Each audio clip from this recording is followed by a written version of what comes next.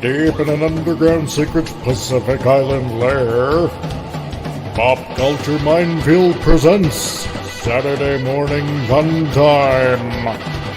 This is the Comic Relief Crusader telling you to get your morning cereal ready, because here we go.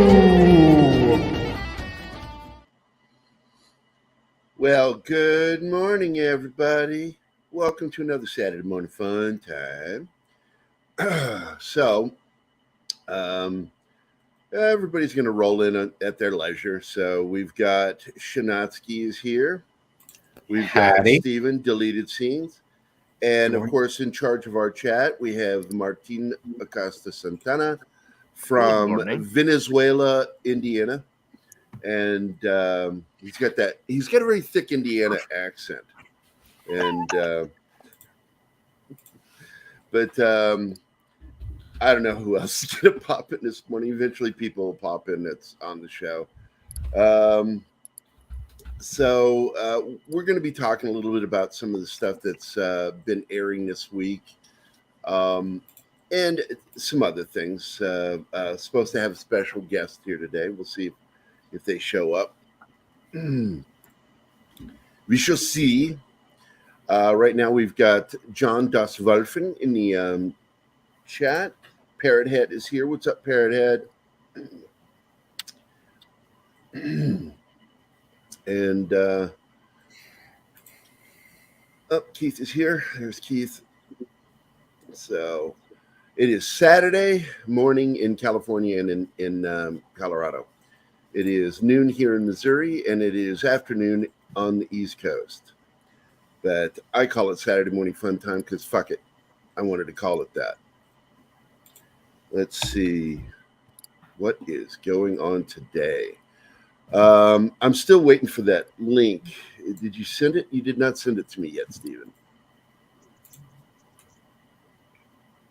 And now you're muted. I am muted. I put it into group chat because I'm a boomer and I don't know how to cut and paste. So, all right, then I'm going to have to go all the way over to YouTube because I can't click on links there. Okay.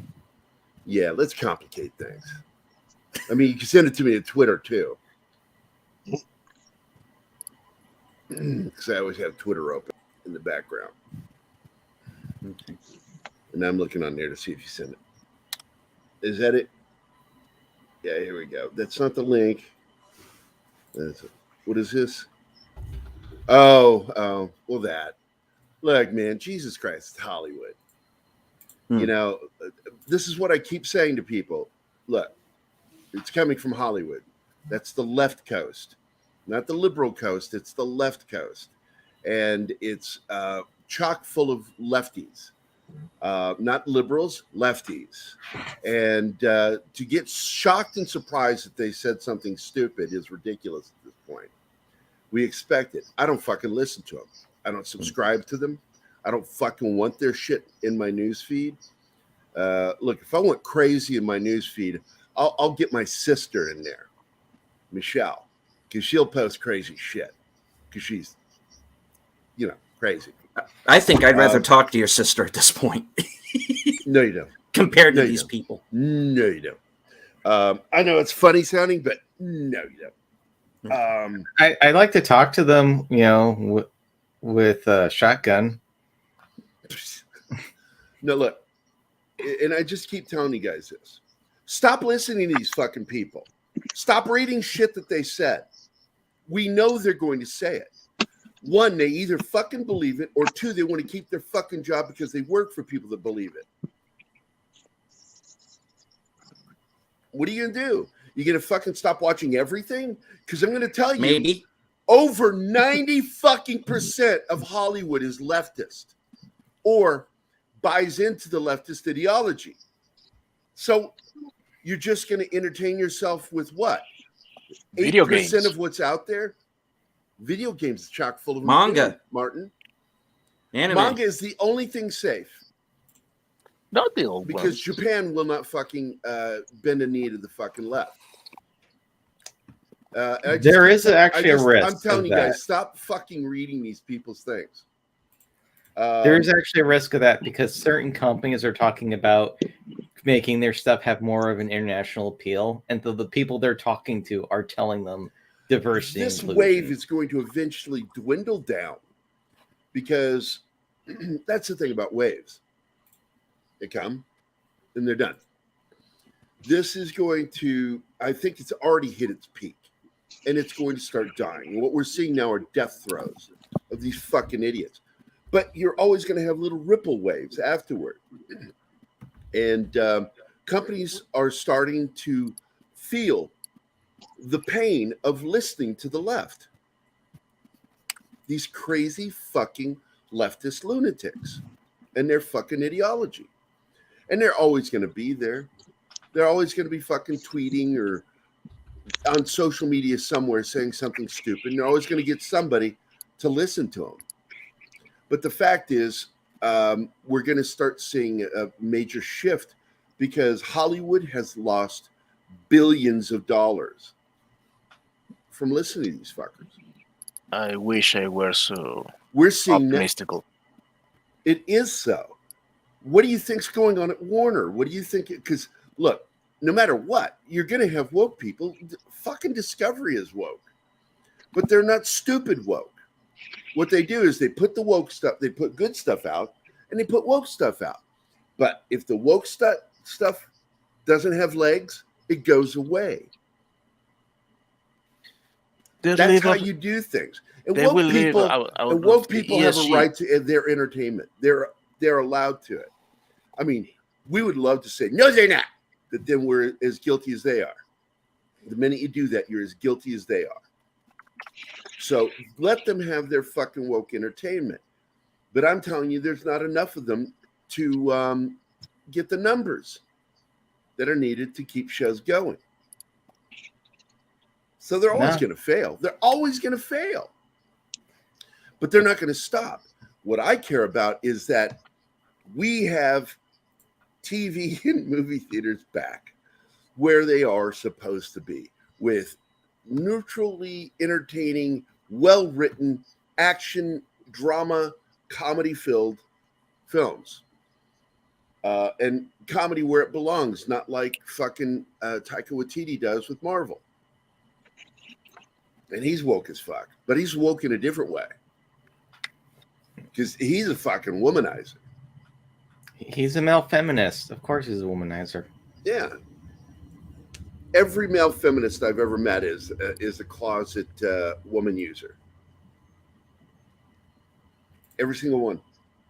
Yeah. So they keep making lesbians. It's like, oh, we're making it so progressive. No. Why is your pants down, Taika? No reason. Yeah, use another one. somebody actually posted their StreamYard link on Twitter. Oh, What was it? It was he was with like Tessa Thompson. There was like another actress, and they were all making out with each other. Some shit. Yeah, he's just Yeah. he's a fucking player pretending to be a feminist. Hex Allen Comics is here. What is up? Good morning, Peter Vinkman fan site. Guten Morgen, Kingport. It's Kingsport Cal. Yeah, our good friend. Let's see who else is here. Keely Chow. Hi, Keely. Anybody else? Zax is here. Good morning, Kyle. So yeah, look, man. Like I keep saying, and I'm not trying to, hammer you guys, but I'm telling you, the reason why I am a level-headed person is because I recognize reality. And reality is this: Hollywood is populated by leftists, and there's 90% of Hollywood is leftist, and they can still put out good fucking entertainment. I'm saying that's a bad thing. Keith, if you're saying something, it is like a dying robot. Yeah, it's like you are. Are you on your phone? He's muted. He muted himself. He's probably messing with the settings. Okay. I'm gonna kick him. Oh, for we a lost little him. bit. No, I kicked him. He's in back. And when I see his microphone come back up, I'll add him. Yeah, I just want to say that. Monkey Jeebus is here. Go ahead. Yeah, Willie. Sorry. Now, I just wanted to say to the chat. Now, we do have fun stuff that we're going to talk about today. It's just that I came in a little hot. I'm not going to lie, but That's okay. yeah, I beat you with a cricket mouth. Because look, man, he has I the get shin it. We all get frustrated by some of this shit, but Yeah. look, I'm going to watch Star Trek: Strange New Worlds because someone is trying. That's involved in that. Someone in there is trying. They're actually trying. I'm not saying they're doing a good job at it. I will tell you this: when it compared to Star Trek itself, the rest of classic Trek, it's not good. It's not good. I know Danny and Matt don't like hearing that from me, but it's not. If you're trying to tell me that it's as good as original Trek, Star Trek, actual Star Trek, or the follow-up shows during the 90s, if you're telling me that it's as good as those, yeah, man, you can sell that to somebody fucking else. It's not, you're not selling it to me. It's not. It's nowhere near as good as Enterprise. And Enterprise was not very good to season 1, even though I still enjoyed it. Enterprise had problems, and the entire series did. Brandon Braga completely fucked up on that show because it's his fuck ups that leads to the breaking of canon in current Star Trek. They're like, well, they did it in Enterprise. Why can't we? And then where's our argument? It's like, God damn it, you're right. Fuck. Isn't this kind of worse though, Gary? Because it's gone from being terrible, but it's like a terrible that you can remember, to going to like lukewarm. Where Well, if you're talking about Discovery and Picard, yeah, Picard and Discovery are garbage. There's nothing redeeming about either of those shows. Nothing redeeming. The first season had 4 episodes that were worth a shit. And then the entire season betrayed those 4 episodes by making the single most interesting character, Captain Lorca, the villain. And I predicted it. Whoa. Hey, I didn't expect you, Brandon. How you doing, buddy? Hey, Brandon. I'm good. I've only got a minute. Just wanted to stop by, say hi, and have yourself a wonderful live stream. Had a wonderful live stream this morning with my 13-year-old weeb, and it was I a woke fun up time. late, but I'm going to go back and watch it. Because I literally woke up a half hour before the show started. But hey, man, I'm going to go check it out afterward. Hey, tell your kid happy birthday. Will do. Thank you. I appreciate That's that. from me, not the rest of these fuckers. I will be sure to tell her that. Gary says happy birthday, not from the rest of these fuckers. Well, There you go. Thanks, Well, guys. You Brandon, take care and have a fun you know, time. just All right, to forewarn Take Brandon, care. she's All gonna right. get Hey, into guys. Yowie. Hey, guys. This It'll is happen. a big moment here. This is one of my childhood best friends in the world. And he's sitting backstage right now, and I'm going to fucking say some things about him.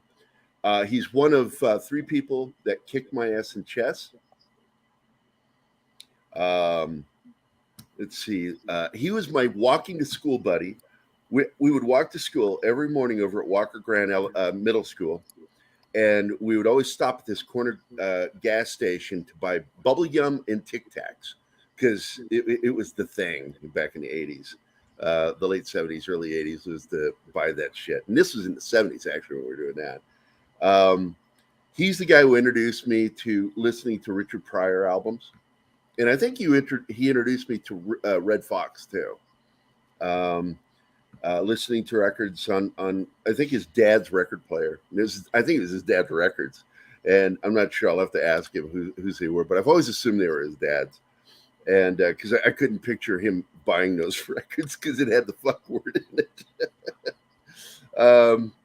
And basically, he was just one of my 3 best friends. I had 3 best friends growing up: Jim Woodward, Michael Beatty, and Victor Armstrong. And here is Victor Armstrong right here. What's up, Vic? Hey, Gerry. Fuck you.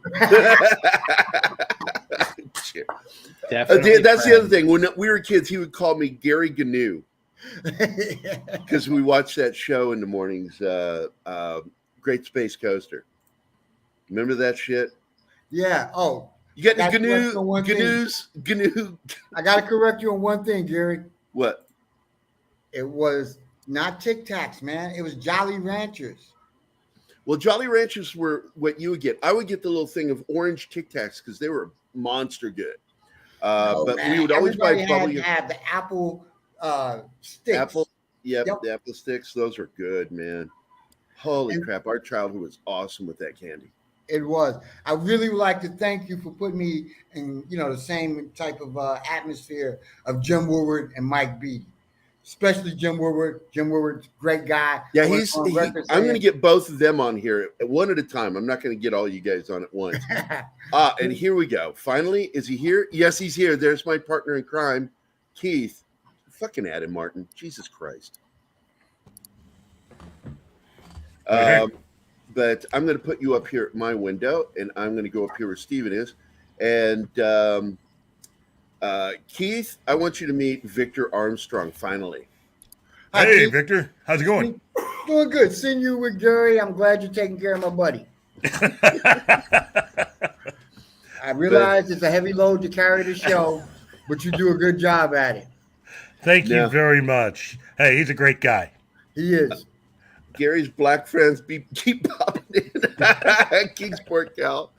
Yeah, Kingsport Cal watched our Tremendicon show, and like all my black friends in Springfield were there, so they were all on one episode.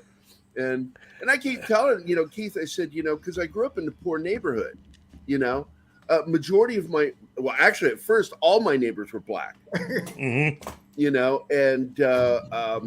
And if it weren't for that lady next door and her family, I would have starved as a kid. Because, my dad didn't have work and hadn't gotten welfare yet.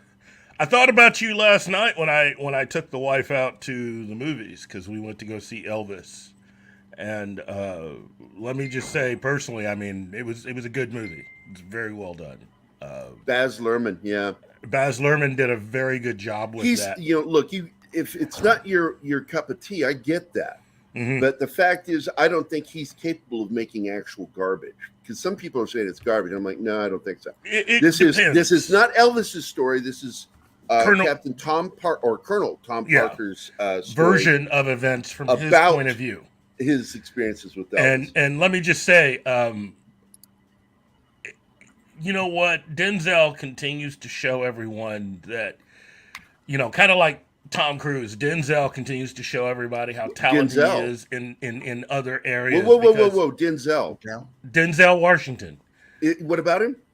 Austin Butler, the actor playing Elvis, was on stage with Denzel about 5 to 6 years ago. Oh, I get you now. I didn't get the connection. Okay. Yeah, impressed him so much that it was really Denzel who put the good word in for him with Baz Luhrmann to be hired. And I'm telling you, Austin Butler has given an Academy Award worthy performance. He should win. And we all know the way everything works out, he probably won't win. But if you see, for those who have seen the movie, Oscars are garbage. They don't work. They don't. I get what you're saying, but I mean, this is worthy of recognition. It does look like Elvis. It does sound like Elvis. He's got all the movements down. He's got all the personal stuff down. This to me is right on par with what Rami Malek did with Freddie Mercury. And I had problems with that for some reason because he didn't get the mouth mannerism that when Freddie sang, he was smiling. Yes, I get that. And he wasn't. He was doing more of an O, and it's like, no, that's not how Freddie sang. Well, Freddie wanted that residual sound off the roof of his mouth. Yeah, you can't get it exact outside of the original person, but I mean, you came close, and that's what Austin Butler gives you. He's close, So, yeah. Oh shit, 70s. Are you wanting to join us? Get them on here. We're severely lacking Scottish representation. we seriously need to get some thick Scottish brogue on here. My problem with not my fake one. Like, oh, there's Shanatsky Tucken. Oh, good for you, lad. Aye.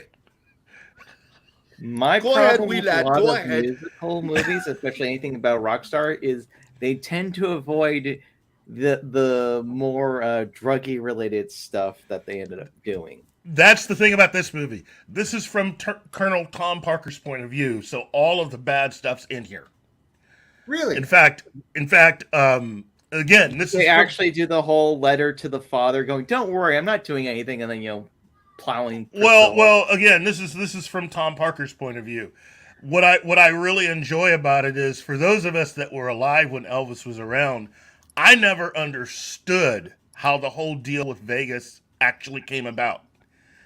And I got to tell you, had that been me, I would have taken a baseball bat to that dude. What Tom Parker did to Elvis was about as low as you could go. And then you take another drive straight down to even get lower, is how bad that was. And this movie goes into that. This is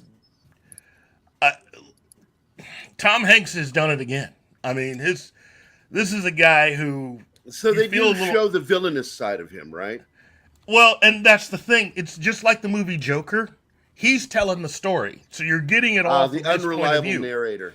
And so you're left to make your own choices as to how you feel about it.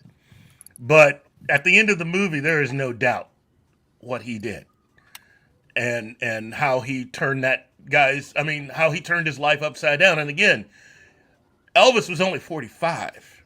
Did they? I am curious if it's in there, because a lot of people don't know that the third remake of A Star Is Born was supposed to star Barbra Streisand and Elvis Presley. Yeah, they also talk about that in they here. do. And because guess Tom what? Parker fucked him out of that role. No, that was Tom Parker making the deal. Elvis's life, in many ways, is kind of like what they started talking like how both Prince and Michael Jackson. But he did screw the pooch with that. Yeah. Well, that's what I just said. He screwed up the deal. No. Elvis didn't make the deal to be in it. Elvis was out of it. Now, Elvis was asked to be in it. He wanted to be in it. That's a fact. He wanted to be in it. Elvis was Scottish. Tom Parker made demands that the studio were like, we can't do that. Yeah. So it's nothing but a hound. You can. Elvis was Scottish, nobody could be that 70s. sexy. How are you doing? I'm Where's all right. Donkey? Where's Donkey? How are y'all doing? You all okay? All right. How are you? Good. He's Scottish by way of Canada. Yes, do you know the only place that Elvis ever the only place in the UK he ever landed was Prestwick in Scotland, Prestwick Airport, when he landed on the way to Germany to go to the military there. So he landed in Prestwick in Scotland. Once, and there's still a woman around today that claims that she had Elvis's kid, even though he was only there for like 2 hours. So. Yeah, well, it only takes 2 minutes. They go into all that, and they give you the real reason why Elvis never toured outside the United States. Which, for a lot of you young kids who weren't around for that, you at least have to understand when they go into that. This was bad news. This is one of the worst deals in entertainment history. Elvis's relationship with Colonel Tom Parker. If he had anyone else, if he had Brian Epstein, who was managing the Beatles, Elvis would have been a much bigger act overall. Yeah, imagine if he had a Peter Grant that managed Led Zeppelin, someone who ferociously fought on behalf of his artists to the point of even doing things that were shouldn't have done, but ferociously fought for that artist. Yeah, whereas, like House Scummy versus like Suge Knight. Suge Knight was the worst, but Colonel Tom Parker is right there. Yeah. Well, he was because he was basically an illegal immigrant. He didn't want to ever leave the country because they would find his real name. Like I said, they go into all that in this movie, and they lay it out in a way that if you didn't know who Elvis was, you have a pretty good idea. For those of us Elvis was very dedicated to the Colonel.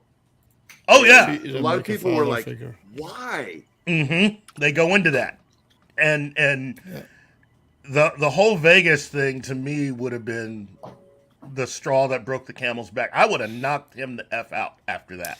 Then Keith, Yeah. what did he do so bad? I thought that the Vegas thing was like revived Elvis's career. Okay, Elvis started making deals to go for a worldwide. Man, I'm World giving away tour, the plot here. To do a tour, and he and his really close friends from the Memphis Mafia were planning on a tour, a worldwide tour, because he was getting it from.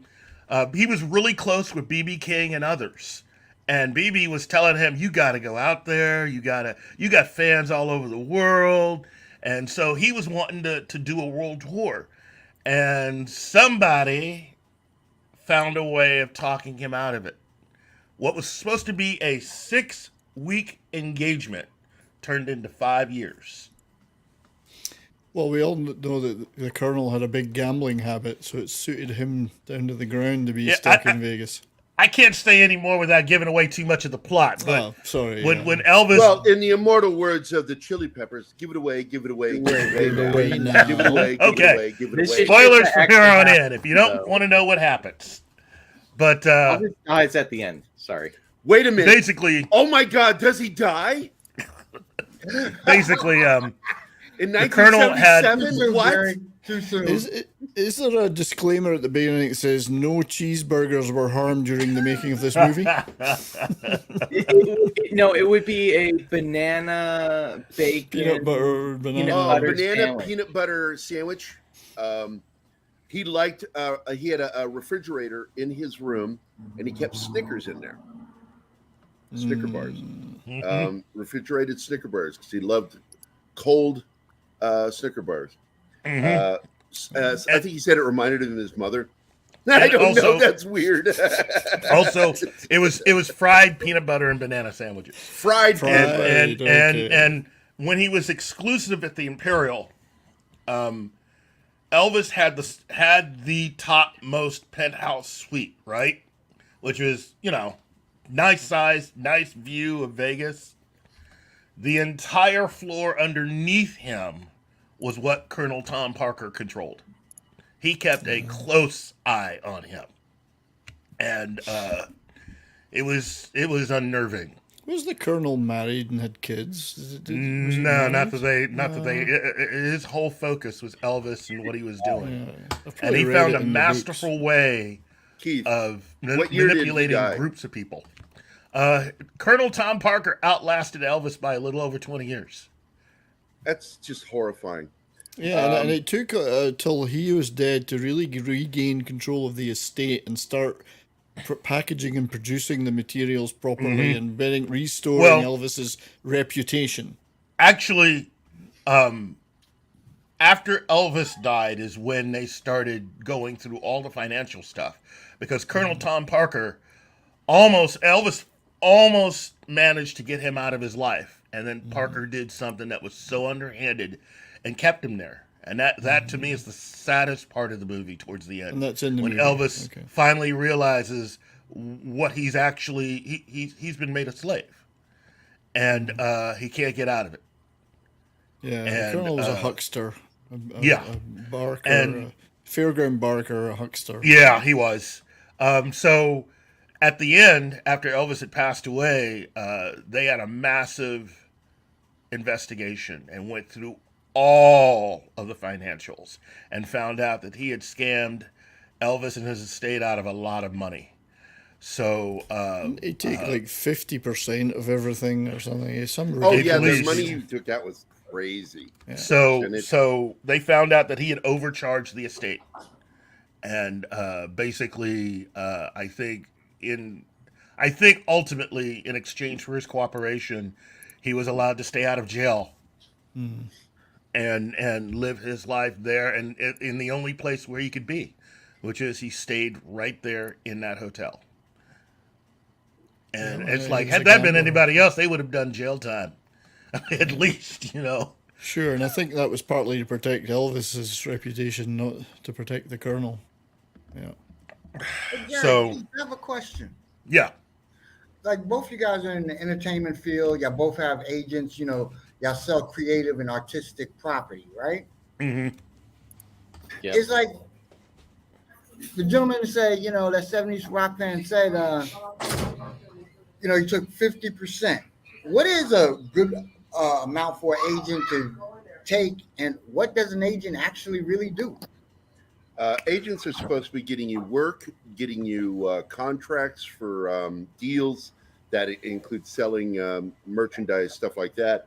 And they're supposed to take anywhere from 3 to 12% on average. And that's really it, because they're not supposed to just rely on one client. Now, when you get one person that's the manager of only one person, you could probably see something as high as 25% of a deal, because that's their only client and that's their life. I get 25%. But when you start seeing the percentages from someone like Colonel Parker, good morning, Deanna. Hi, Deanna. That's being scammed at that point. Yeah.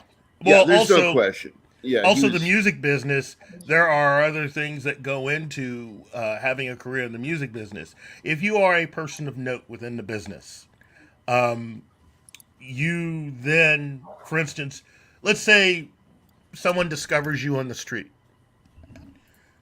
That first contract guaranteed you're going to get screwed. Okay, there's usually right out of the bat you're going to get screwed. You're going to get screwed. Gary gets discovered on the street every morning after he's been out drinking. It's not drinking; it's cocaine. Hey, Deanna, this is Vic right here, Victor Armstrong, one of my three best friends growing up. Cool. Him, Mike Beatty, and Jim Woodward. I had friends, others like Bennett Sumner, Mike Vida, and then, of course, to a lesser degree, David Gray, because he was kind of a dick. I only tolerated him because of Jim, because half the time I wanted to plow him in the face. He'd say something that just fucking annoyed me. But he was also a prick, because he would tell jokes.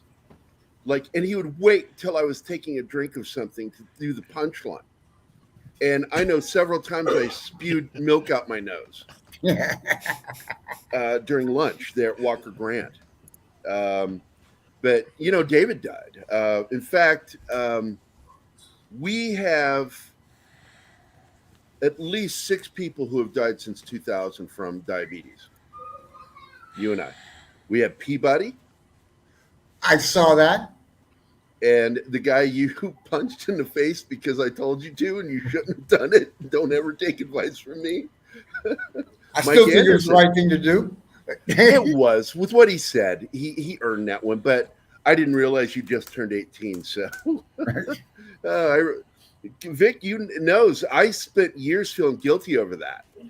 Because, but then you told me not to worry because you got the Marine Corps out of it.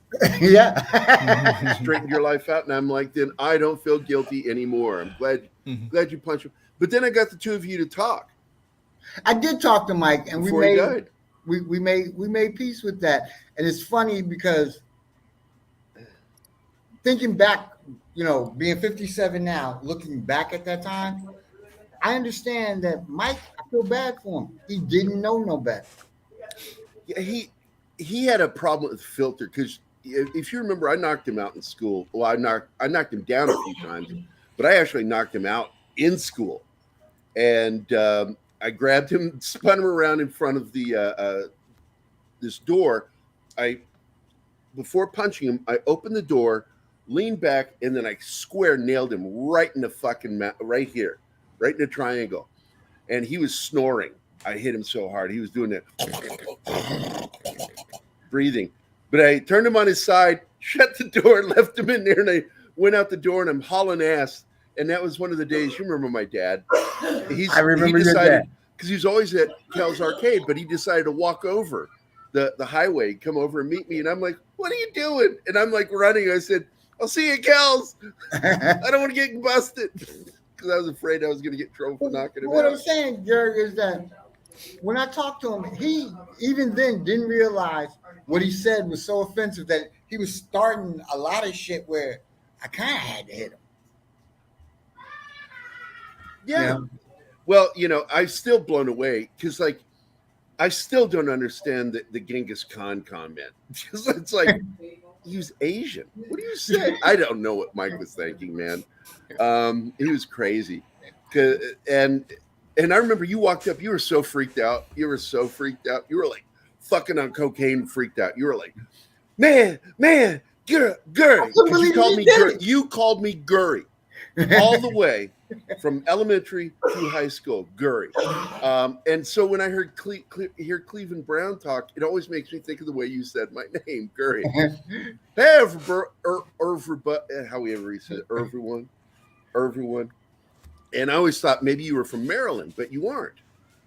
I was actually born in Yonkers, New York, and I moved down to Fredericksburg when I was about 10. Yeah. So like after 3-4 years, I gave up the whole New York thing, embraced the whole country boy shit, you know. Fredericksburg in Texas? Or? No, Fredericksburg in Virginia. Only one. Oh, Virginia. The one in Texas don't count. Fredericksburg, Texas was named after Fredericksburg, Virginia. And that's actually a fact. It was named after Fredericksburg, Virginia. Yeah. I've been to both of them. So yeah, but Fredericksburg is amazing. It's one of the most historical towns you could ever go to in the United States. Just crazy history. Revolutionary War, Civil War. It's got everything. And we grew up in that shit. I mean, how many things did you and I walk by and completely unaware of how historic it was? Because God, dude. Man. You know, I'm a strategist, right? And one of the things that always blew my mind, Fredericksburg is 50 miles from DC, right. 50 miles from Richmond. And the armies only bumped into each other occasionally there. But I just recently moved back there. And I'm, just like you said, walking around. Oh, are you in the Berg now? No, right now I'm vacationing down in Cape Canaveral, Florida. Oh, nice. I just moved back to Fredericksburg. I mean, like Marchish. I mean, we're talking everything is like new looking. We wouldn't recognize the place we grew up in. Oh, hold on a second, Deanna. By the way, Deanna, this is Vic. Vic, Deanna, she's in the chat. Can you see her? Pleased to meet you, Deanna. She just bought some new birds. Okay, honey. I hope you have a good day today. I'll talk to you a little bit later. Love you. So all this history talk is all very well, but I grew up in a city with a 12th century castle in the middle of it, so that's history. Yeah, I know. Trump Civil War, Gerry. I would give him that. Yeah, Scotland is nothing but history. Scotland is like Ireland. There are things there that are 1,000 years old. Still, people go to. It's crazy. Because here in the United States, everything is right around 300 years old at most. Well, the things we'll admit to. And one of the things, and I'm curious, this is something that's been on the mind because I grew up in Fredericksburg and I love the history there, but some of that history is not pleasant history. And I've always felt that removing the slave stone was a mistake. I felt that it needed to be there not as some sort of trophy for the South, but as a reminder. Indeed. Of how bad it was. We shouldn't forget. And that we put human beings up for market. And there was a stone right on the corner, right by Rexall drugstore. They finally did remove it. It's now in a museum. Yeah. But I don't know why that always bothered me because you were forced to fucking look at it all the time. And if you were going downtown Fredericksburg, you would see that stone. And I remember the first time I asked my dad, what is that? Why is that there? And Dad told me the story, and it broke my fucking heart to find out that our town was involved in that shit. Never forget that, yeah. I'm of two minds. What did you think of that shit, Vic? Because you were there. Okay, to be perfectly honest, I see your feeling about the stone. I remember it, and it was on the corner of William and Prince Edward Street. I know exactly, and I can remember like going by it as a kid and not understanding the real importance of it. You and I grew up in Fredericksburg at the same time, and we both know there was kind of a black and white issue, but it wasn't that serious. In our age group. No, in fact, I never saw it. until I was older. It wasn't until we were in high school I started seeing some of the racism. And the worst racism for me was that I was seeing was inside the black community against other members of the black community from, house in. Mm-hmm. That was the first time I ever heard that, as well as what was the other one? High Yellow. Gerry, you had a unique perspective because technically in my culture, white people don't get to be that in depth into it, where you get to know how we really work with each other. Me knowing you, knowing that you've eaten at my house, knowing the places you be, knowing your friends growing up, you have a unique perspective there where everybody ain't privileged to all the dirty laundry that goes on.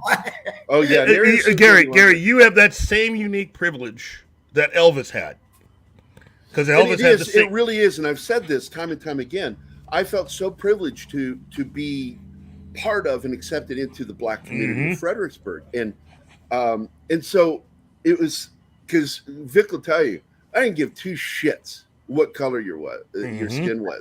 What I cared about was how awesome you were as a friend.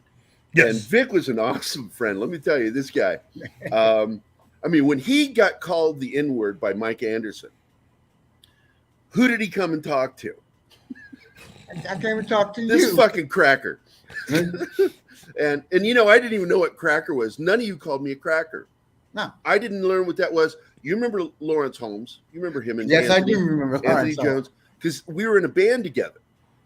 And I was like Anthony was, we had two drummers, a rock band with two drummers.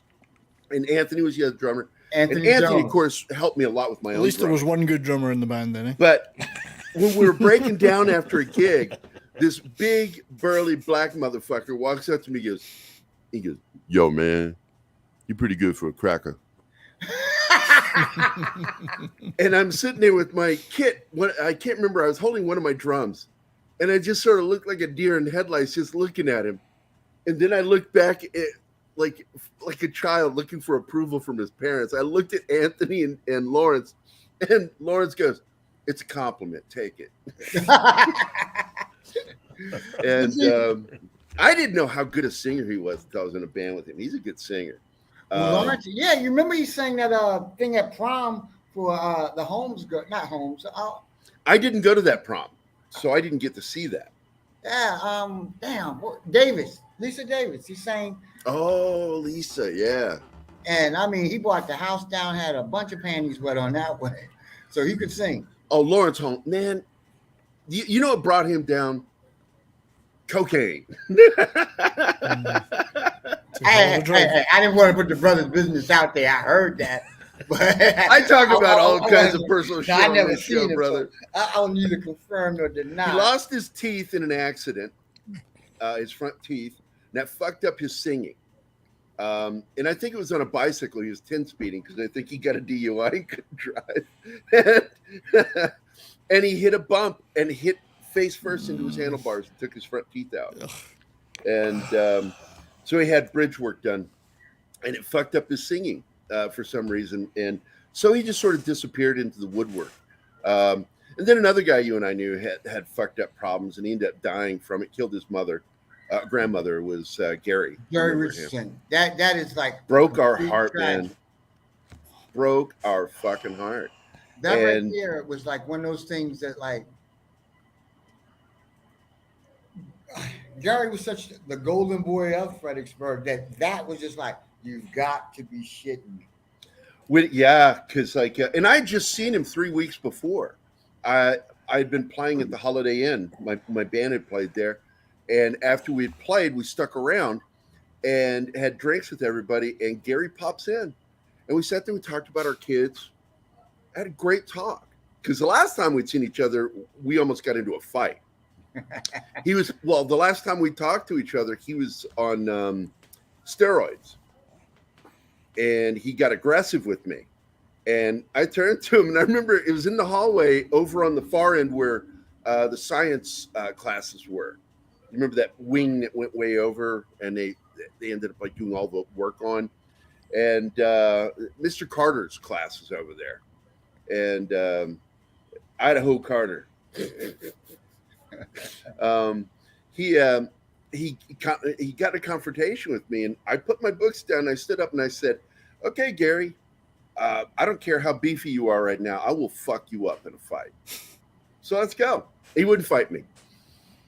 He just kind of walked away from me. I'm like, "Yeah, fucking walk away." And but he got really aggressive with a lot of people towards the end, and it was a mixture of cocaine and fucking steroids.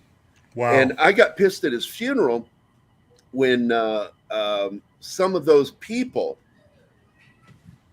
that you remember, I'm not going to say their names because I believe they're guilty of building a monster out of Gerry.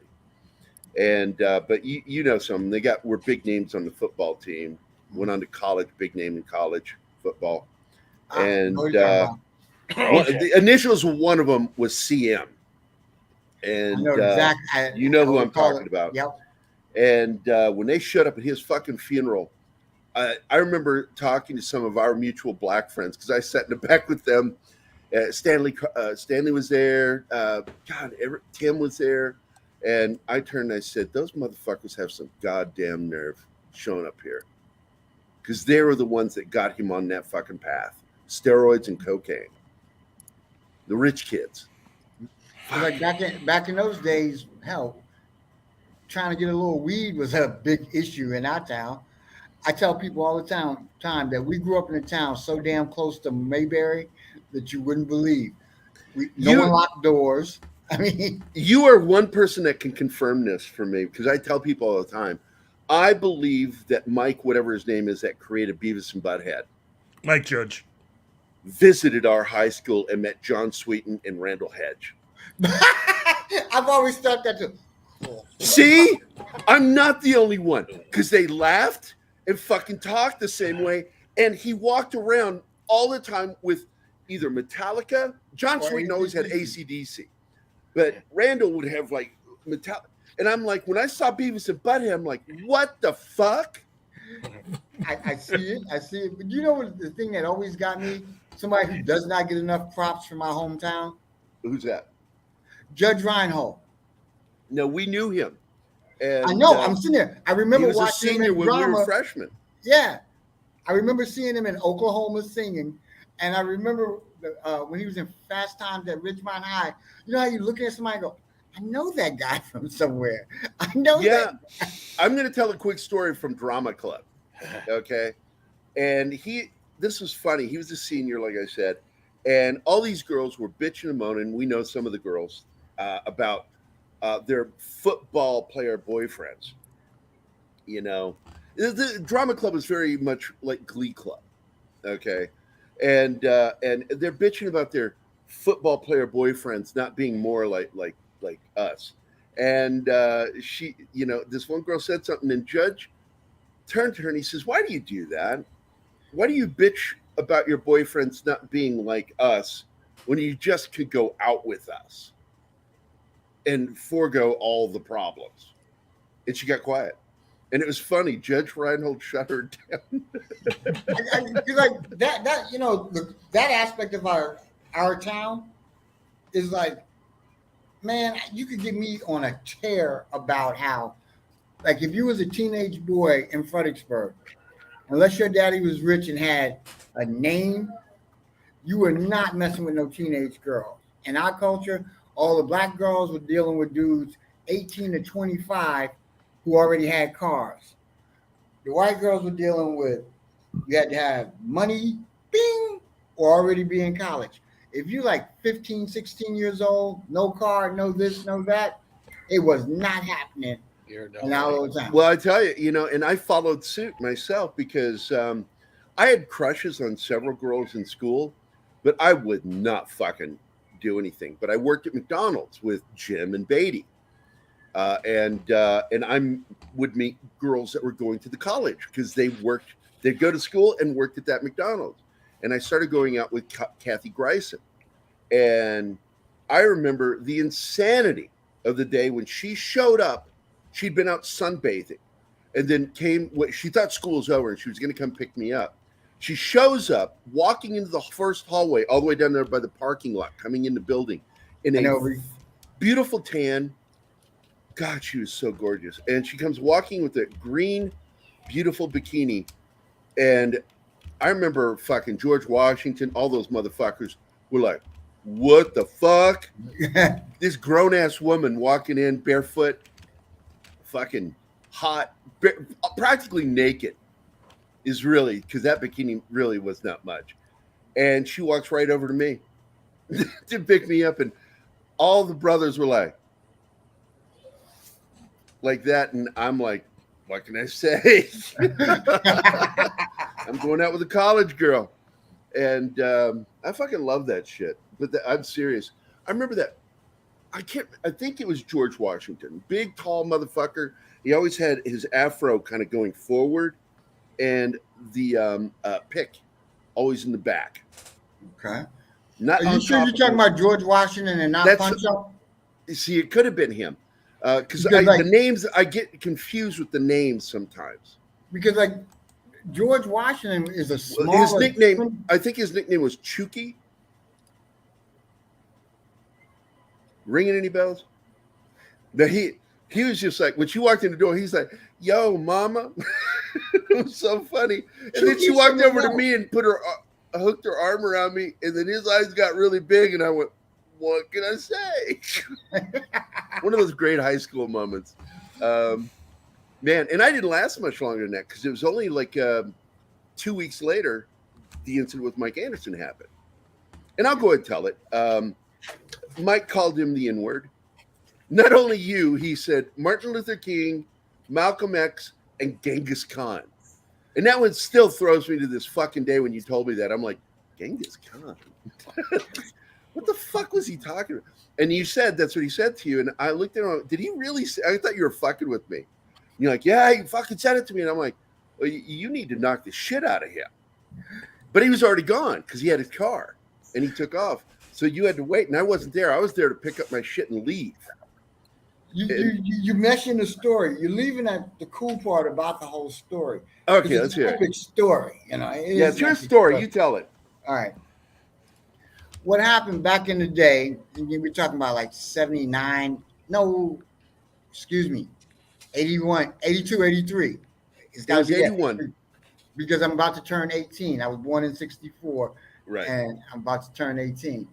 And the situation was, we had a newspaper. Our newspaper, the Freelance Star, was an afternoon newspaper. Yep. Which I used to deliver. And they had a thing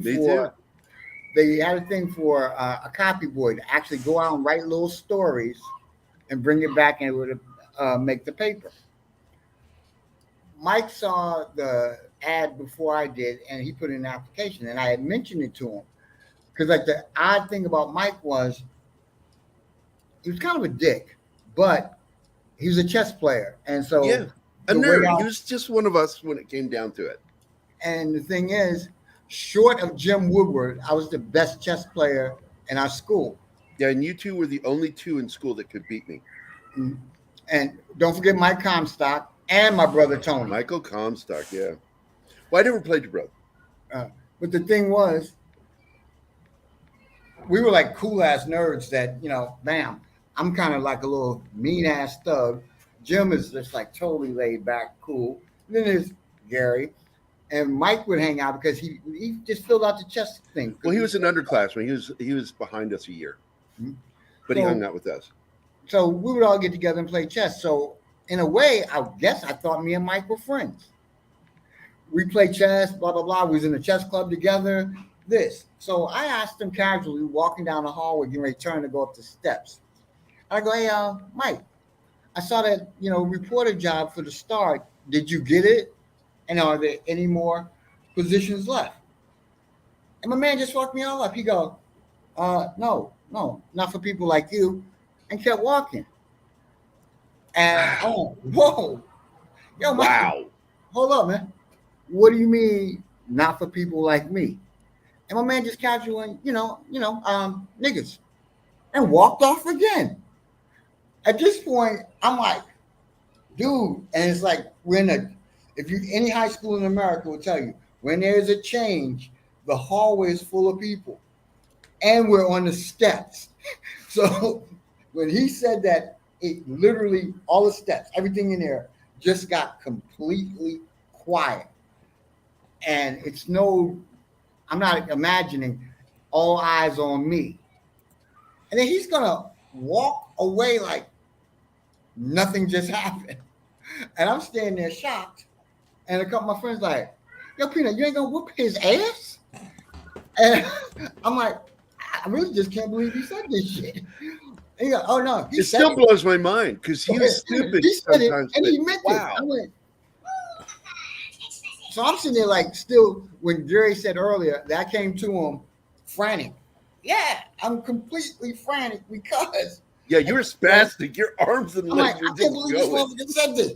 What the fuck is wrong with him? And how you just gonna go, yeah, and all my friends did too? This is some bullshit. I'm gonna have to kick his ass on just general purpose, you know? And at that point, what Gerry had left out, I was already on my second assault and battery conviction in school. And the thing with that is not that I'm a very violent guy. I was a very little dude. Mm-hmm. And he was a tiny motherfucker. And I learned real quick, you know, if you don't want to get picked on, the guy who throws the first punch usually wins. So they used to have this thing. They like to call me Sir Nose Devoid of Funk. That got you an ass whooping.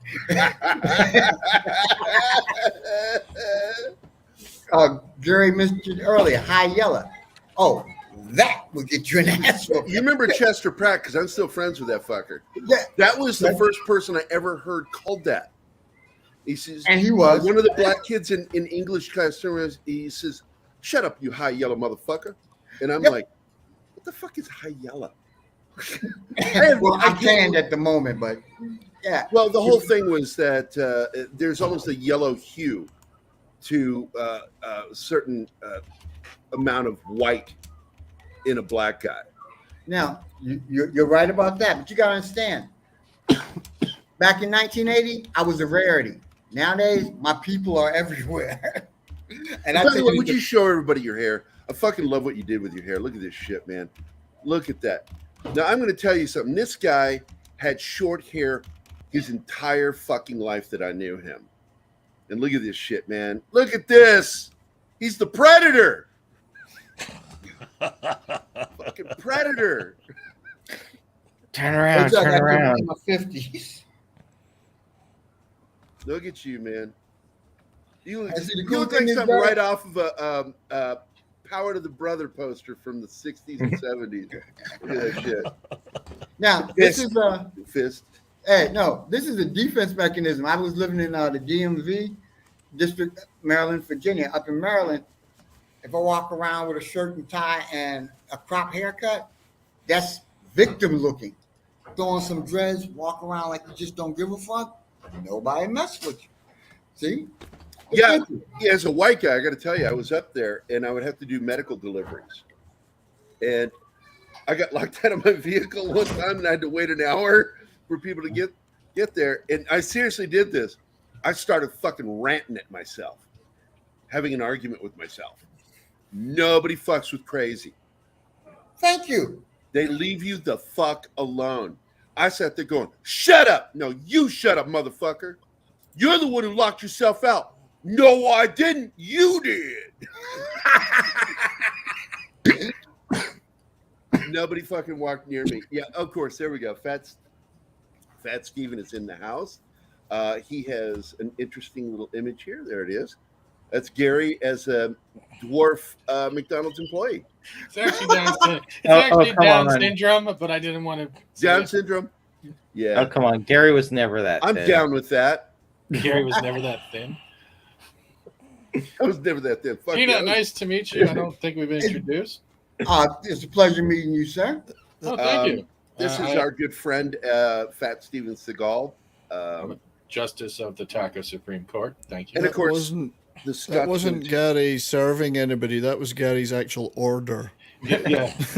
That was breakfast. It had that 2-for-1 deal. He doesn't. But the problem was Gerry kept eating the toy with the meal. They're yummy. They're yummy. A lot of fiber. I keep I'm pooping gonna out point something else screws. out. Another bit of trivia. You were the last person I talked to before I left for the Army. Really? That phone call I had with you, and your wife told you, get the fuck off the phone. I remember that. I was in Hawaii. I'm talking to you, man. And we didn't get to finish the conversation because I wanted to get to the point of how much guilt I held for advising you to punch Mike Anderson. And we didn't get to finish the conversation, but 20 years later, we would get to finish it. I remember that. But it was so funny because I got off the phone with you, and I was already with John, so he doesn't count. And I spent the night at John's house, and then went to the MEP station and was inducted into the Army and did my swearing in. And I swear to God, it really does happen. You hear it. People go, state your name. State your name. State your name. Someone always does You'll it. hear Bob, Daddy, and then you'll hear somebody, state your name. Fucking assholes. What if that was actually their name, though? And the parents need it. But that would be funny. State your name. I want to get back to the chat. We have a lot of people here. We do. My woman popped in to say hello, my wife. Of course, Polly was here. Polly is awesome. We got War Monkey, my other favorite monkey, because we got Monkey Jeebus and War Monkey here. Monkey Jeebus right here with a long diatribe. My friend said I was racist because I called him an Oogie Boogie. I called him that because he was fat. And look, I'm going to tell you something. I get that. And that is not fucking racist. He's just fucking reaching. Now, when I was in the Army, we had this big, fat black motherfucker that couldn't do a single fucking push-up. And he was being threatened with being recycled. Yeah, I've seen that. Fuck you, Steven. And I wanted to match shirts with 70s. What are you talking about? And all of a sudden, some other black dude calls him Grape Ape. And I started laughing when he called him that because I'm like, it's not his skin color or his face, it's his exact body shape that looked like Grape Ape. And I got the joke. It was so fucking funny. But if it were today, that guy would have probably been drummed out of the military, even though he was black that said it. You know, drummed out for saying something racist. But it's not racist. It's because of the way the guy was built. But all of us, and even I did this, every once in a while I'd turn and look at him. He'd say something stupid, and I would say the classic Grape Ape line. What is it? Grape Ape, Grape Ape. That's what he said. Grape Ape, Grape Ape. Mm-hmm. Wasn't there an Iggity Biggity line? I don't know. That's another cartoon. Was it everyone? I would always say that. I got a wrong cartoon. Look at that. I fucked up. When I was younger. I've sent you the link, Polly. Iggly Biggly. Gary, you won't mind. I sent Polly the link. Oh, yeah, man. No, of course. Polly wants to jump in. It's on Twitter. Oh. But, Vic is, one of these people who really holds a very special place in my heart because him, Mike Beatty, and Jim Wood were the three closest friends I had through school. And consistent friends. But then on top of that, I think the only three guys that ever fucking understood me because everybody else didn't quite get what the fuck I was about. And you'll attest to this. I was a funny motherfucker in school. I would say fucked up shit that was just get people laughing. And nothing's changed. They're like, what? No, I've always been this way. Understand. It was your audience. If you're in like the remedial classes, these people weren't exposed to the same sense of humor that say me, you, and Mike had. It's kind of Richard Pryor. Well, we're smarter than most people, and I don't know what it was about us because we're all very exceptionally smart guys, because I know how smart you are, and Beatty was also a very sharp dude. Jim and I were very competitive on our intelligence, but I finally beat him because when we had IQ tests, I have a higher IQ than Jim Woodward.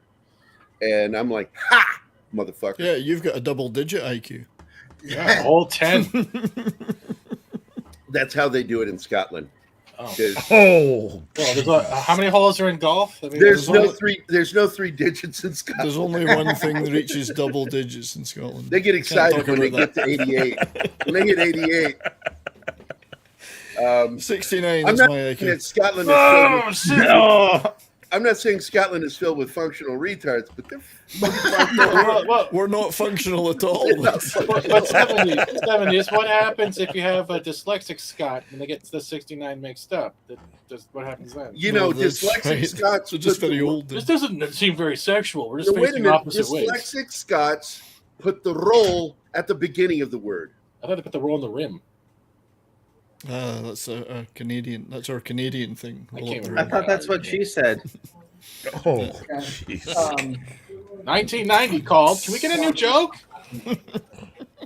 1990. That's 1890. Everything going That's, okay? that's There, fucking you gotta Fred go? Flintstone. Are you okay? Or do you have to go? I got about 5 minutes. I got a kid's birthday party to go to. Well, I'm going to go ahead. Let's play you out, man. I'm grateful you showed up, man. I'd like you to show up some more. I like. Yeah, we need to have you on more.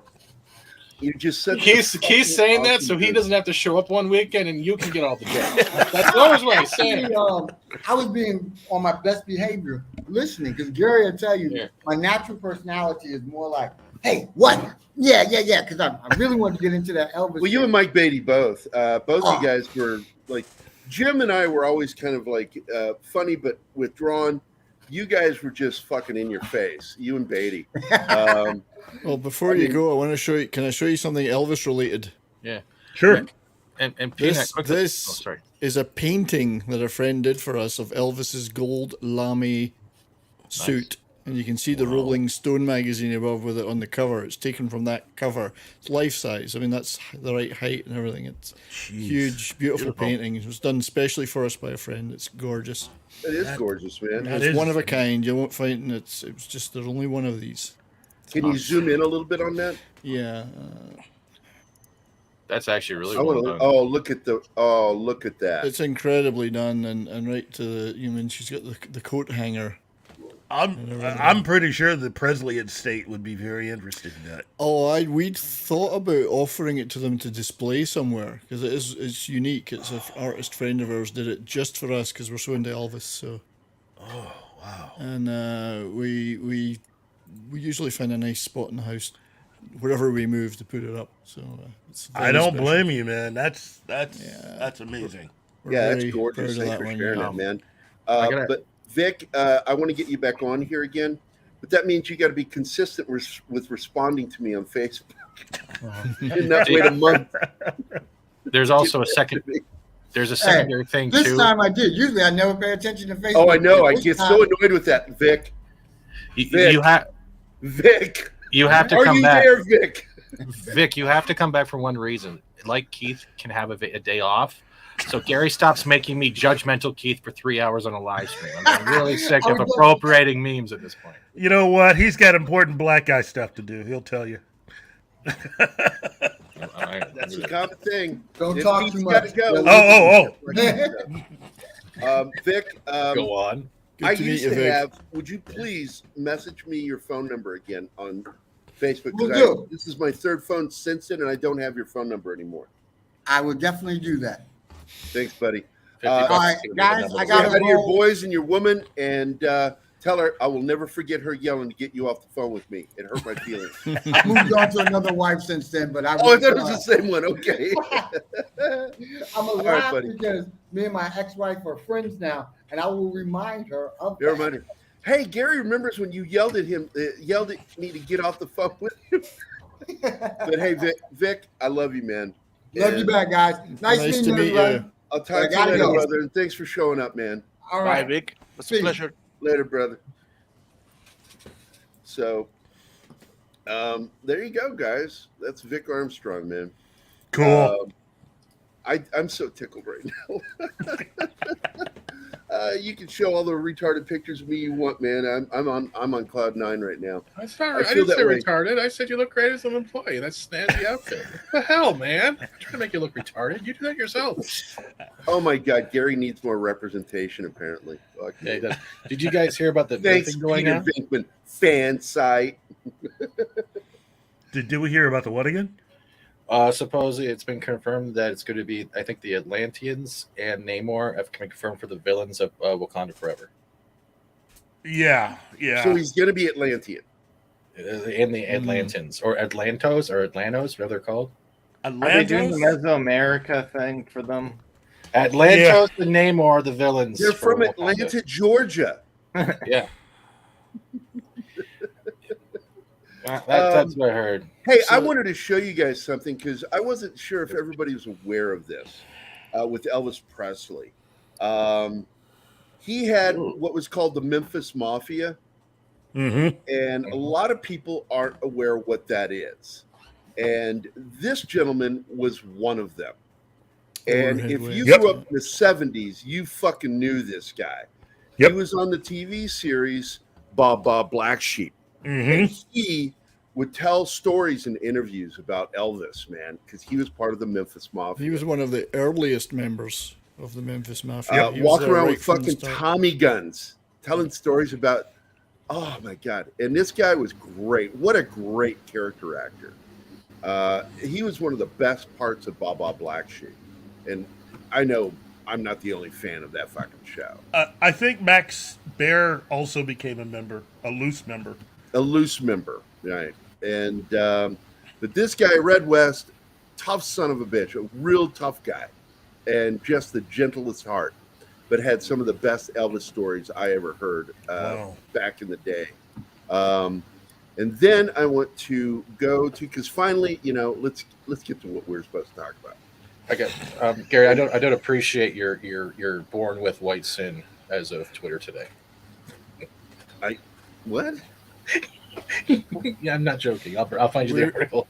Gary, we're going to blame me. you. I don't care about we're that blaming you for everything that happened in history, Gary. Personally. Oh, Gary, good morning, Have you guys? Dragon Master 360.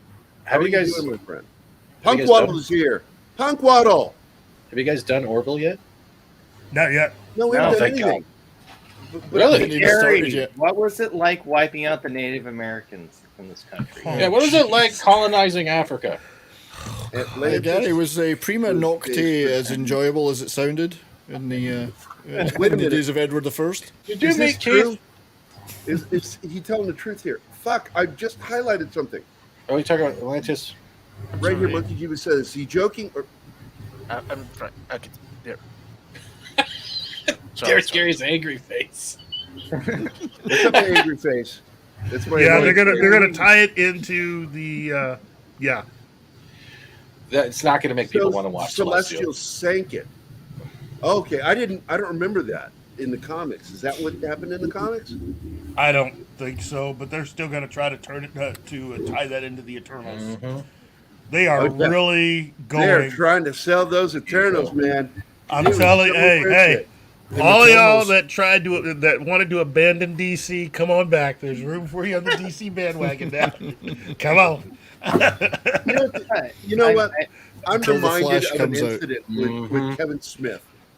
And we had gone to see Kevin Smith live at the university there in Springfield. We ended up going and getting burgers with him afterward at Steak and Shake because Max said something that made him laugh on stage. But what it was, and this is what reminds me of the Eternals, is this guy gets to go up on stage with him because he would do this, invite people up, take pictures, all that shit. Guy gets up there to take a picture of his friends with Kevin up on stage, and he lifts the camera up, and then he puts it down and says, "Say Snuggins," and then brought the camera up, and there was dead silence for like 5 to 6 seconds of nobody saying a goddamn thing. Dead silence. Nobody in the audience. No one on stage said Snuggins. And that was the last thing he said. Say Snuggins. Just like that. Say Snuggins. Dead silence. And then Mac breaks the silence by going, "Oh yeah, that was worth it." The Eternals remind me of that fucking guy. Yeah. Just But it's Gary, don't you like homosexuals nuking Hiroshima? He puts up with you, doesn't he? Oh, my God. Aztec, there will be a Shot fired. Come on, come on. That was an opening. I'm sorry. Just like Well, that's what it takes nowadays. Wow. Oh, Hey, Steven. Holly, Aren't you so happy I'm not bringing down the show anymore? Well, I'm just going to tell you, when we have Toy shows collection. like this, don't bother inviting Polly. He's not going to come on because we're too loud, we're too rowdy. He likes it, and I get what he likes, and I like that too sometimes. But you guys fucking drive him crazy. It's hard enough to watch us, much less join us. So yeah, Polly, thanks for being here, man. I appreciate it, buddy. Yeah. So Mayan Aztec, and there will be a flashback of Namor battling the conquistadors. I'm not kidding. You know, I made fun of something about that new Batman fighting the conquistadors. I said, at the time that this is supposed to be taking place with your Batman, the most villainous people were the fucking high priests in that culture. They were murdering people by the thousands daily in ritual fucking murders. I think that would make a more interesting story of stopping that. But okay, you know, as bad as it might have been, the Spanish culture blended into South and Central America and makes it one of the richest cultures in the world. Yep. So, but that's the villain. I'm telling you, man, people get the most fucked up ideas. I love Paulie, man. He's a sharp dude. Again, I think at this point, it is safe to say that we are getting close to the time when the MCU is just going to have. Oh, I thought you were like to the end of the world. I was like, oh shit. I'm not biblical. No, I'm not the guy to make that call. No. See, I'm starting to think that instead of 2012 being when the apocalypse was happening, they're saying no. This is when the world should. Oh, end. I'm sure there is, Paulie. I'm sure there is. That's why it would help if you were on here, but I know you're not going to come on when we're this crowded. Yeah, hey, Paulie, I still owe you an appearance on your show. I mean, we do need to have a conversation, and I'm looking forward to coming on your show and having that conversation, because there's a lot that I think we need to cover at this point, and in my opinion, right now, this time, right now, in both film, television, and in comics, this is a very important time. So, yeah, and Polly, my history education is in European, Asian, and American history, not Mesoamerican. And I apologize. I would definitely acquiesce to you on that history, my friend. Let's get into this, because I really want to talk about this fucking show. Let me see. I gotta get stuff screen, share screen. I wish they could just let us go in and edit what's showing on the screen rather than having to shut it down again. Here it is. As predicted, and I said this day one, that look at that score. Yeah. Immediately, when on the day that it was released, all this hate, when I went to do a search for reviews, there was just a shitload of hate going towards this show from all these major magazine critics, newspaper critics, just boring, dull. And I said, yeah, but wait until viewers put their comments up and their reviews. That's the one to pay attention to, the popcorn one over on the right, not the one on the left. Nobody gives a shit what a paid critic thinks. Only studios give a shit, networks. Isn't that kind of like audiences don't give two shits with that? They look at that right number, and that tells them the truth. Isn't that about like what happened to Reacher? Yeah. Also, yeah. Anything that's masculine, anything that's pro-soldier, I guarantee you, if they ever make a film out of Vindicated, I will be at a 30. Oh, you'll be lower, I guarantee it. Because you kill some of their friends in it. Well, I just tell you right now, Terminalist is a really good story. I've never read the books by Carr. He's a former Navy SEAL. Well, that's just it. You know, I have Amazon, and I go there because this is how you protest, and this is how you also show support for shows that you like.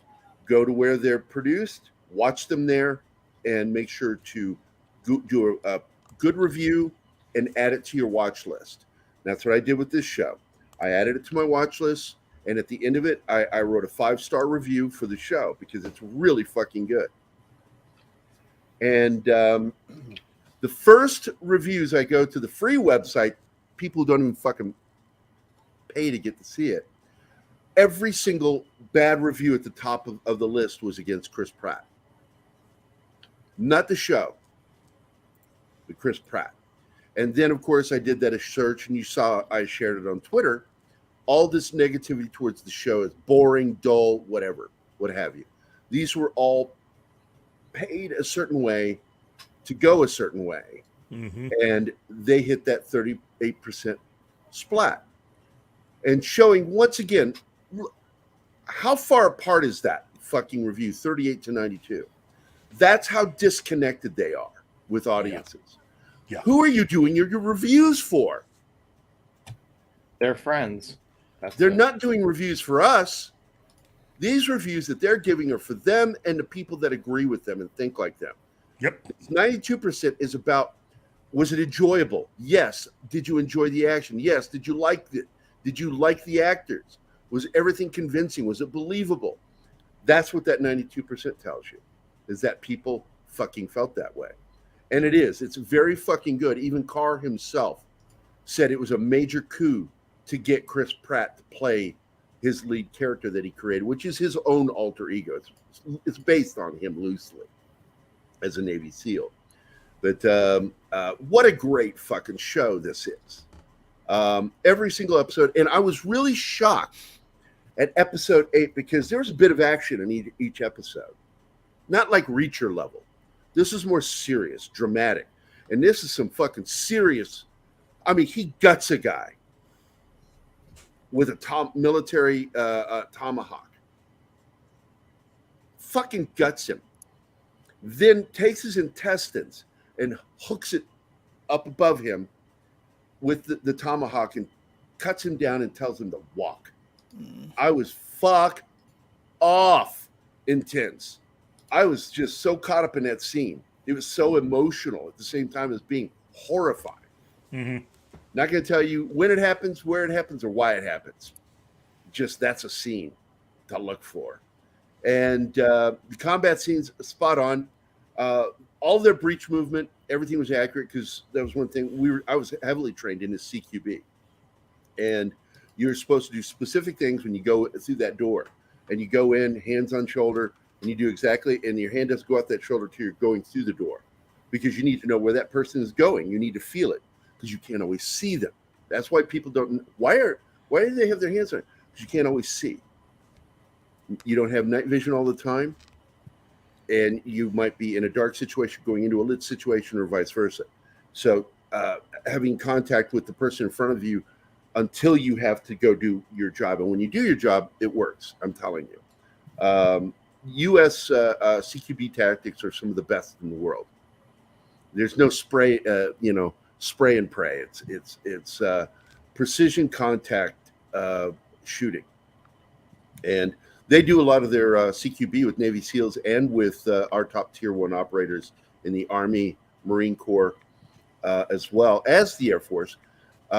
When they do live fire training, there are people in those rooms that they're supposed to rescue. People volunteered to get shot around, and that's how much they trust these operators not to shoot them. So let me add this to the stream here. Is this what? This is what Polly was sent me to share. What is this? The official art for Tuma, I believe, right? Tuma. Yeah. Yep, that was came. I think. Okay, look, I'm going to tell you something. Oh, that's fucking badass. Yeah. Yeah. They understand that people like masculine men, women like masculine men like masculine men. Mm-hmm. Especially you. Yeah. While bombing Hiroshima. Bombing Hiroshima. That's really cool. That's fucking. I like cool. the headdress especially too, man. Oh yeah, it looks fucking cool. I was getting vibes of like Justice League when they redid what was his name? Yeah, but the redo was bad. The version Steppenwolf, that thank you. Zack Snyder had much fucking better. That's the one I'm talking about. Zack Snyder's Steppenwolf. Yeah, his Steppenwolf was fucking cool. I'm telling you that the best thing they can do right now is to just go ahead and release that air cut. Then because Mikey keeps saying it's coming, so I believe him. The video that I've seen of some of those scenes, the longer versions and or alternative scenes are just badass. I mean, that film had so much going for it. Oh, hey, Legends of the Brave Bard, thanks for dropping in, man. Appreciate it. Deeply appreciate it, man. And if Paulie and I are getting, if we are getting from the same source or just in general, maybe it's just thing, because I saw the same picture this morning. That means the rumors of Jason Segel being the Thing in She-Hulk might have more validation than ever if it's coming from the same source, which is terrifying that we're going to get How I Met Your Thing in She-Hulk, pretty much. If it's done very well, I don't mind, as long as it's done very well. But his voice. I know, but I mean, again, it's hard to find someone that realistically, for those that don't know, supposedly the Thing, his voice and cadence are based on you got to go Jack 70s? Kirby. Yeah, I got to go to work, so thanks for having me on, guys. I really appreciate it. Have a good one. Love having you on, buddy. It's good seeing you. Yeah, Remember to take the Highway 69. I always do. It's better than the Hershey Highway. Oh my God! wait, that's Ottawa. That's Ottawa. I can't drive 69. Your roads smell like shit. No. Hope you guys have a great day. I'll see you later, 70. Good See seeing you. you. But that's terrifying. If Seagal's in there, and like, did you guys see the advert for King Valkyrie with the insurance company? And she damages more property trying to promote insurance for property damage. No, I didn't see that. I'll get it for you. Hold on. Oh my God, it's so glorious. I'm telling you, I think after Secret Wars will be the best time to go ahead and just reboot everything, because you can't go much longer after that. I think. Well, I got to tell you, they got to get rid of Victoria Alonso at some point. Bob Chapin does. Yeah, because she does not know comics at all. Well, she's part of the woke managerial staff. Yeah, I mean, she knows it mainly as something to allow her to get her message out there, and she's not coming at it from the angle of someone who actually knows comics. Absolutely not. She doesn't know shit about comics. Bless you. Enema. Hey, how's it going? I would like to also vouch right now that this is the first time I've seen Tessa Thompson with a different facial expression. Oh, smiling? Yeah. Yeah, I know, right? Do you want to see her? Hold on. No. Who closed? What? I was about to play it. Oh, I didn't know it was a video. Yeah. So this is, I believe, for an insurance company. And not only does she steal 2 umbrellas, she then damages property with 2 umbrellas while promoting insurance. Trouble. Tessa Thompson, face number 2. There's the umbrellas. Damages property. Hello. How do you want because they broke the mirror. Oh no, there's no need for that. It was just an accident. Anyway, I've got direct line. They'll sort my shop out, no probs. Maybe relax a bit. Take some time off. Brighton's nice this time of year, or Dover's cool. My dearest Asgardians, the turn of events has allowed me to take some me time. Here I can lounge like a local, and yet eat like a king. And fuck's sake. Customs of Midgard are rather odd. And that's literally how they're promoting. Look at my face. Okay. So, they want to buy insurance? Is this an attempt to disprove the existence of God by the fact of its existence? Well, look.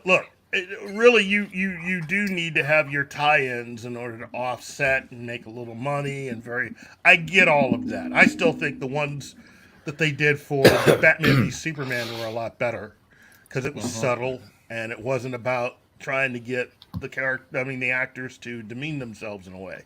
You know, it was just pretty much just C70s. You know. Well, I want to say hello because we were all busy talking, and I didn't get a chance to say hi to Anima Confusa. Very interesting new friend, thanks to, I think it was Dork that introduced. Yeah. Dork? Yeah. Yeah. And by the way, if you didn't catch it, Dork is on the show now. What's up, Dork? Hey, guys. He took 70 Show's place. They live in, if you didn't know, they're roommates. Oh, okay. And 70's actually left, and he just came in and sat down behind the mic. There we go. Yeah. They even share clothes. The funny part is they're both gay, but not for each other. But they The both only thing that Hiroshima. the only thing that touch in that relationship is when they switch underwear and share. So I love it when Dork says wiener instead of in other words. hour and a half in. What all did you guys cover while I was? Because all we talked about was Strange New Worlds, and that was it. That's why We talked about your graying mustache and how much we adore it. it's white now. But thank you. Okay. Well, I your do white have a supremacist question. mustache. I'm sorry. I do have a question. With the Ayer cut for Subsequent, are they going to not have a billion pop songs that they're going to drone on constantly throughout the film? Because that's one of the things that, like, I had a headache when I finished Suicide Squad. So you probably hate the Umbrella Academy because those episodes are just like Yeah, I'm not going to watch this season. tons of music. Again, it's music called videos. acting for a reason. Performing. You know, It's you don't. called- I actually thought just because you're gay, liked you don't it. play a gay character. Just because you're trans doesn't mean you play a trans character. I agree, but the way that they did it didn't bother me, and I found The reason they did it is what bothers me. Not that they did it. The reason they did it. Yeah. And it's bullshit. And I refuse to be fucking played with. All right. I will fucking watch your entertainment. Don't fuck with me. And that's fucking with me. That's fucking with your audience. You might forgive Basically what I was saying earlier. When the show does it. No, what you were talking about is the actors saying things. And that's what Well, that doesn't help. That doesn't help the show, though. No, it doesn't. But and again, neither does bad acting. And yet Voyager lasted for a while, and they had some worst fucking actors on that show. Star Trek. Oh, God. Why you got I to couldn't crap on stand that show. Voyager? Oh my god, I love Voyager. What's wrong with you? Oh my God! Seriously, Kim, whatever his name is, Harry fucking Kim. couldn't act his way out of a paper bag. The guy was garbage actor. Nice guy though. I've met him. Really sweet. Fucking bad actor. Catherine Mulgrew is the whiniest fucking captain in the history of Starfleet. The only thing that saved that show is fucking bringing Q on every once in a while. What, you didn't like Jerry Ryan? She was hot, but I was already gone by that point. I didn't watch any of that stuff. Okay. It's 'cause like, she was look, probably man, the best actor on I that quit series. watching Deep Space Nine because it became Love Boat in Space. It's like, you know, if I don't fucking go somewhere, you know. But no, that for 2 seasons it was like, you know, who's fucking who? We need to bond our friendship. And I'm like, oh my God, fucking, it's Gopher and Isaac all over again, you know. And so I stopped watching. And then somebody that I know says, you should go back and watch the last 3 seasons. And I'm like, all right. And so I went back and I'm like, oh my God, those last 3 seasons were good. If only someone had told me that it was getting better, that they stopped the Love Boat thing, I'd have gone back. But no, it was Love Boat in Space for fucking seasons. Oh, I fucking hated that show. It didn't really get good until Worf joined in season 3. Well, I was out by that point. And that was even worse to me. It's like, look, man, we're doing really bad. We got to bring O'Brien, well, the O'Briens and Worf to save this show. And look, I get it. You know, they were having some serious fucking problems. And the person who once again saved the show was Ronald D. Moore. I'm not saying something bad about Bear or any of the other writers. But their chemistry got really good when Moore stepped in, and all of a sudden they started really telling Star Trek stories. So those last 3 seasons, that's Star Trek. So Your thumbnail said that you guys were talking about Orville, Strange New Worlds. Did you guys do that already? Not yet. Not yet. No. Yeah, we had a special guest on, and No, we went with spent the a while special talking guest. about your mom. Oh, that's fine. No, And your aunt, because she's also hot. Very hot. Was See, my mom in? That's a was my mom 70s in joke right there. Yeah, we were talking And, about your mama.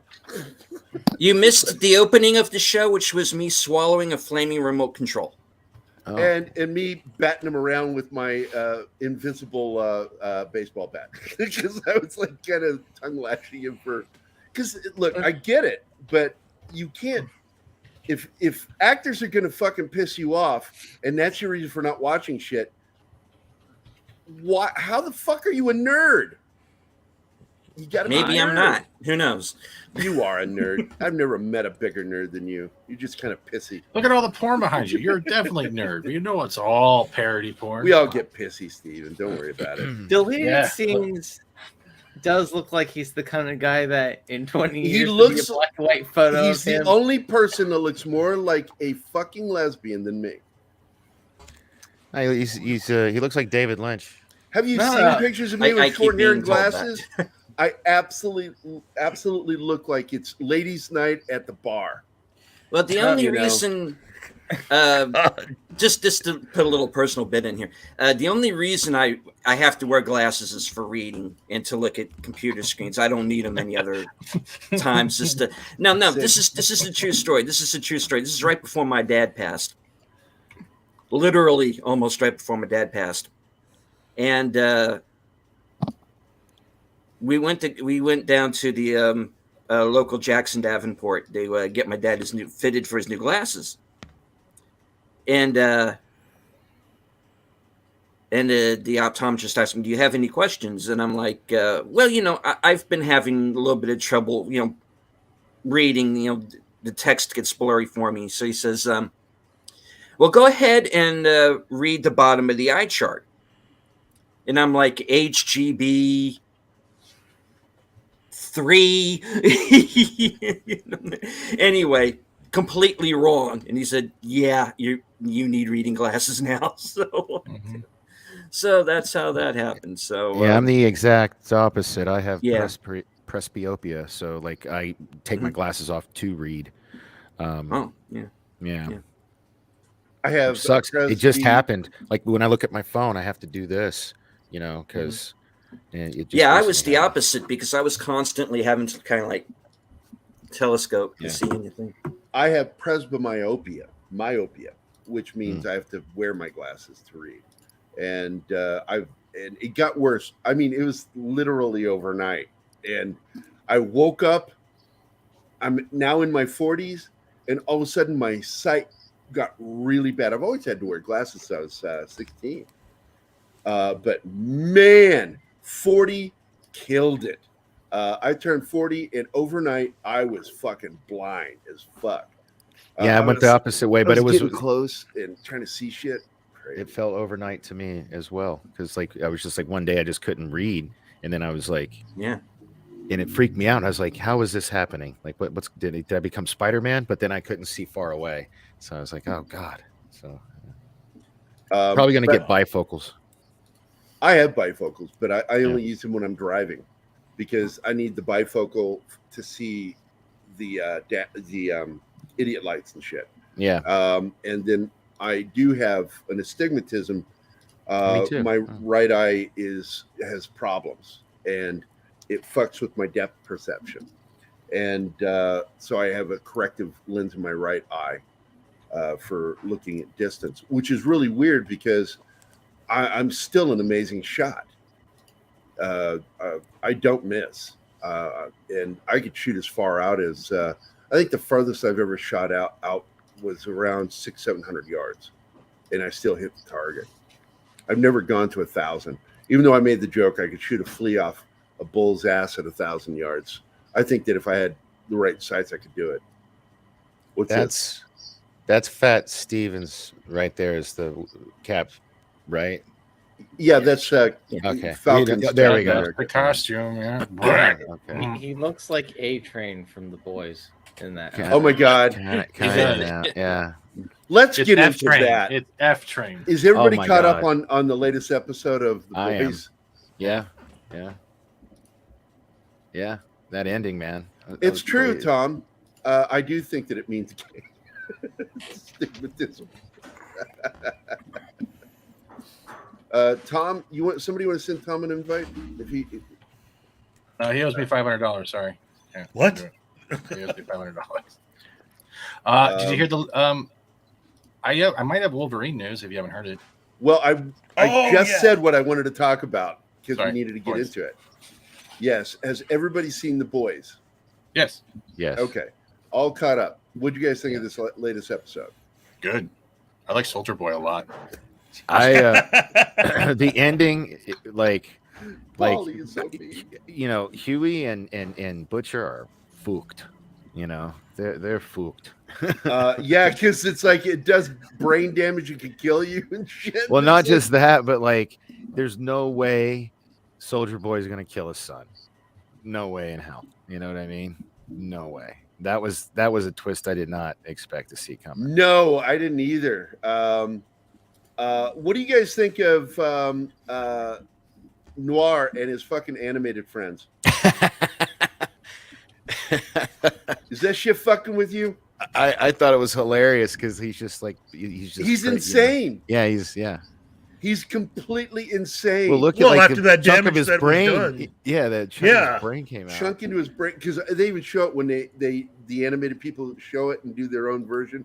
Yeah, reaches up and touches his head, and you feel bad for him. Yeah. You're like, oh fuck. Yeah.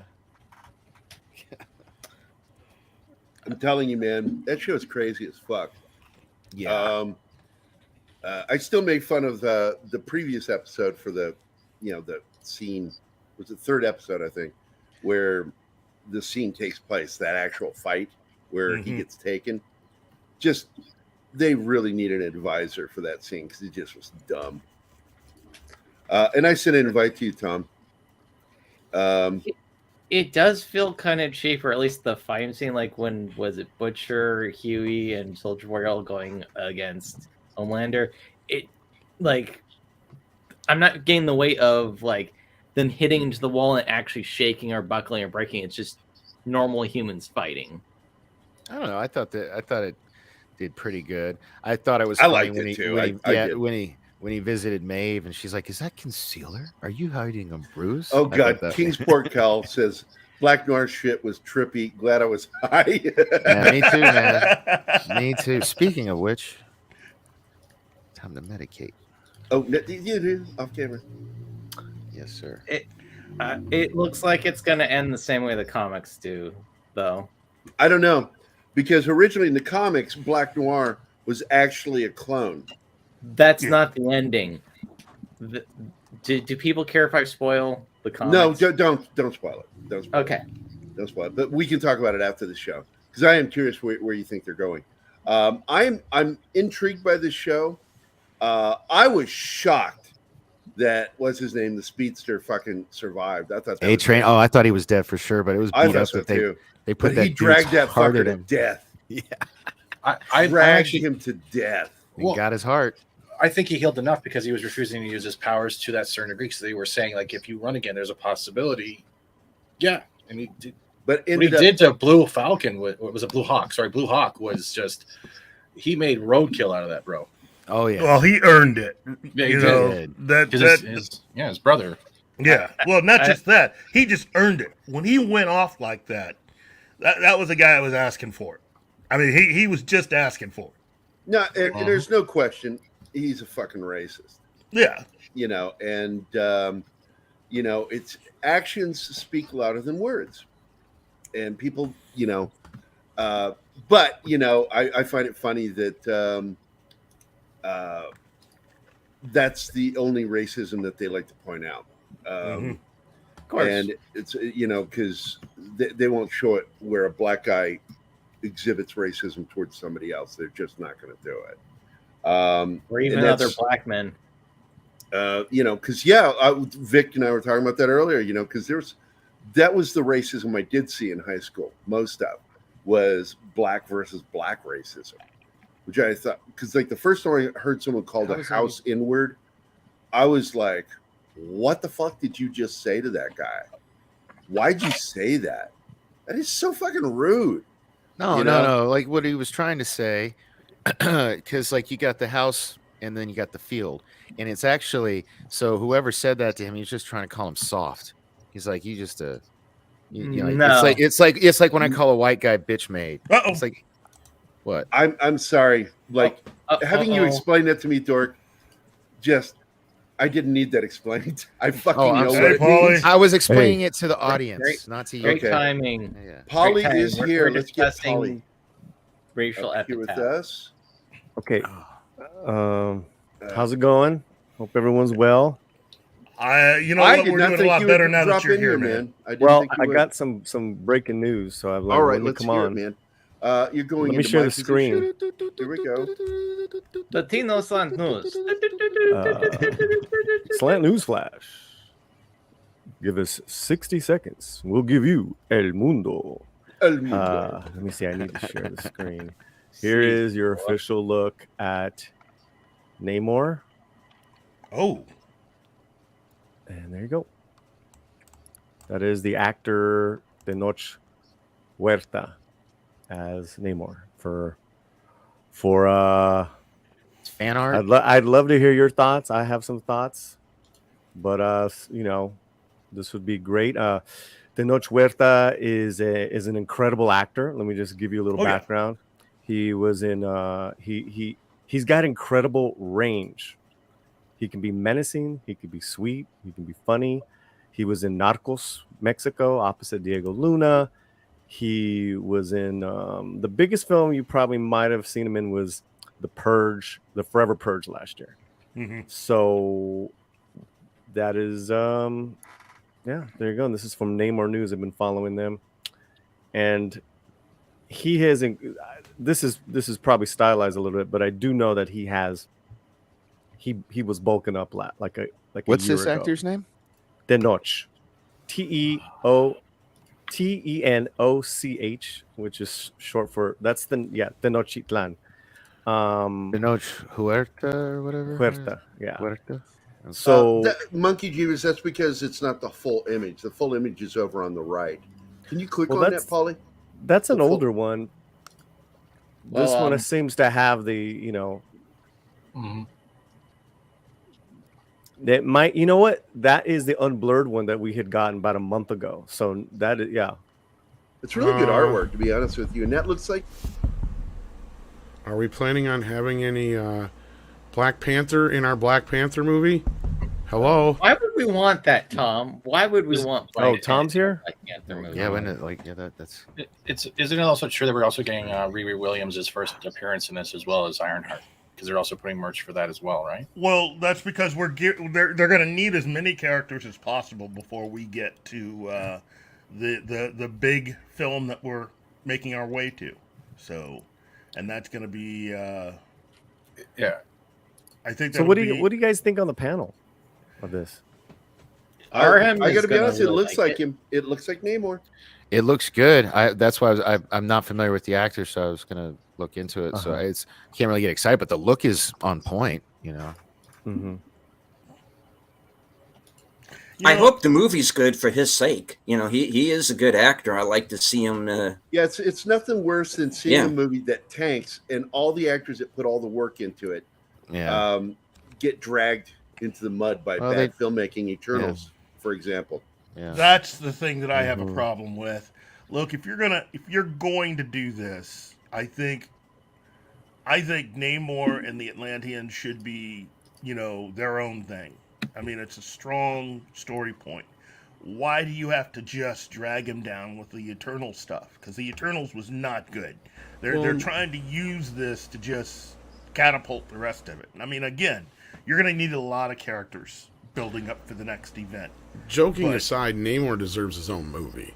I mean, look at the fact that Aquaman is the highest grossing DCEU movie. Granted, most of it's because of Jason Momoa. Mm-hmm. But to me, this whole thing is you're building and banking off of the death of Chadwick Boseman. Good for you. To me, that is the most pitiful thing I've ever seen a company do. How are they even going to handle this? Because I saw these pictures today, and I'm like, this is... I'm sorry. I have This is distasteful, if you ask me. But anyway, Well, maybe it's, you bring up. But the thing that was more distasteful was that damn NFT they did of him. That to me is still the most disrespectful thing. Wow. I am thinking though that I think the only way they can actually somewhat scapegoat out with some type of respect without people coming on like for what you were saying, Tom, is that they're probably going to open this film probably with a funeral scene. It's going to be a grand progression of him being carried out of whatever happened, and they're going to just follow that way, and then it's going to be like in mourning. Danger's going to arise, and then from there, someone's going to don on the suit, and more heroes and villains are going to appear. And I think that's just ridiculous. But that's Killing off screen is in poor taste, if you ask me. Yeah, it is. If you're not going to recast the character, then you just keep him alive in the universe. You don't call the movie Black Panther 2. You just called it Wakanda Forever. Mm-hmm. There you go. That's it. I almost don't need to say anything. Tom did it. That's exactly what I would do. He's got to be the king now, right? So you just have them say, yeah, he's off in the background doing kingly things. You've got plenty of footage of him from Civil War and the other films that you can have him in the background doing like a news conference, being the king of Wakanda, just out there handling political shit, while Shuri has to now don the suit or whatever. That makes more sense to me, and not calling it Black Panther 2, because you're banking on that. I have an older image. Well, it's like a few days ago, and then that was that thing that I told you about that. A flashback. So says Namor news rumor there will be a flashback scene shown of Namor and the Atlanteans versus the Conquistadors in Black Panther Wakanda Forever. So in other words, it basically is a Namor movie, and it should be. Yeah, they probably had to change route. I mean, well, Namor's always been more popular than Aquaman ever was, and that's also another part of my point. Well, correct. And they probably had, it was in their best interest too, probably to change them as much as they could, because they already did that with Momoa and Aquaman. So you can't have them looking anything like Momoa's Aquaman. I personally think that they just look.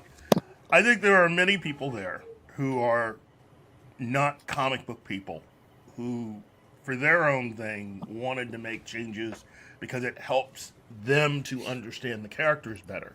If you're already a fan, you don't need that. Namor, without any adjustments, is one of the most fascinating, oldest characters, around, right? Yeah.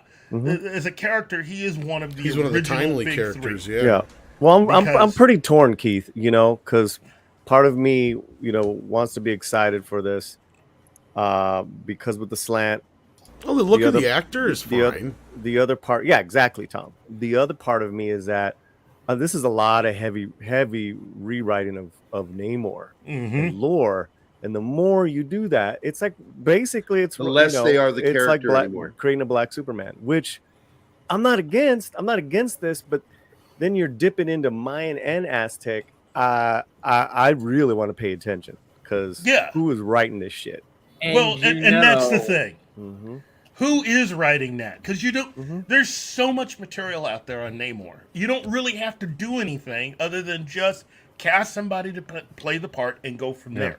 There are characters that are Latino that are within both DC and Marvel. Well, that's a whole other argument, and it connects, Keith. Yeah, and you're right, because it's like. Because technically he could even look a little Asian looking. Yeah. But maybe they just wanted to go a different route because of timely issues of the day, which I'm not, crazy about. Or, Momoa's got that South Pacific look, and he's so popular right now that they need, but to me, that's almost like saying that because Black Panther was so popular, you can't have another black character from DC do anything. Hey, I'm thinking like they're thinking. Yeah, that's what I mean. They're very limited in scope. Yeah, you're right. They are. You're absolutely right. I mean, you're absolutely There's a right. low-key element of racism with this, because ultimately what it comes down to is they don't think any of the original Black, Latino, whatever race characters that haven't gotten a movie can actually draw an audience. But we can change Namor, and we'll give you a hand-me-down that we don't really care enough about. Shinatsky's right. Care about getting the character right in the first place. And it creates this problem where they do shit like that, and it usually bombs and fails. And then it's our fault. Well, where have they done that to where it's bombed and failed? We already did the Latino superhero, and it didn't work. See, boom. Well, I don't know about a superhero aspect, but here's one I know directly where they even admitted that that's the point of it in the Masters of the Universe Revelation series. They took a character who was in a comic book, not even a main character, and they changed them from a redheaded white woman to a black woman because, quote, they didn't think the fans would relate to her if they didn't know who she was. It's like 90% of the fans had no clue who this character was to begin with.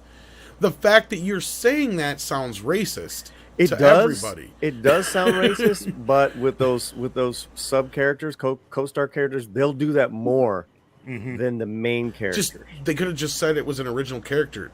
They should have just made it an original Yeah, character. and that's where I'm at. It's like, stop doing that and just make new characters.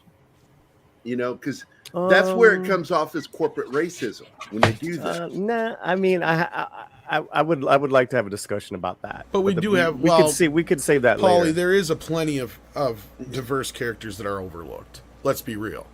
Yeah, well, Keith's been talking about that, Tom, for a long time. Isn't the whole icon series being there are ignored? tons of black characters and other ethnic characters in comic books, Marvel and DC, that they don't use. They don't utilize them, and they should be bringing them forward. Iron Man wasn't a major character. I don't argue that. And they turned him into a major character. Well, and look at because what of the MCU. happened with Falcon. He had his own identity, and they turn around and give him Captain America's identity. That's a prime example of what we were talking about just a few seconds ago. So going back to this, right? This is this is on a higher level because this is a huge character. And what they're doing is a total dismantling of what everyone has known Namor to be. And I don't know, you know, Coogler grew up in California, but I don't know how close he is to, he knows about, you know, Mesoamerican history and can, because then you got to start getting that shit right. Like Apocalypto style, you know, what are you doing? What are you, because that's you a fair can't do it argument, half-assed. right? Because right now they would be saying, well, this is a black movie. It needs to be told from the black perspective. Well, if Namor is a major character, don't you think, especially if you're going to make him a Latino character, don't you think you should have somebody in there looking at it then? That's your whole mentality. And right?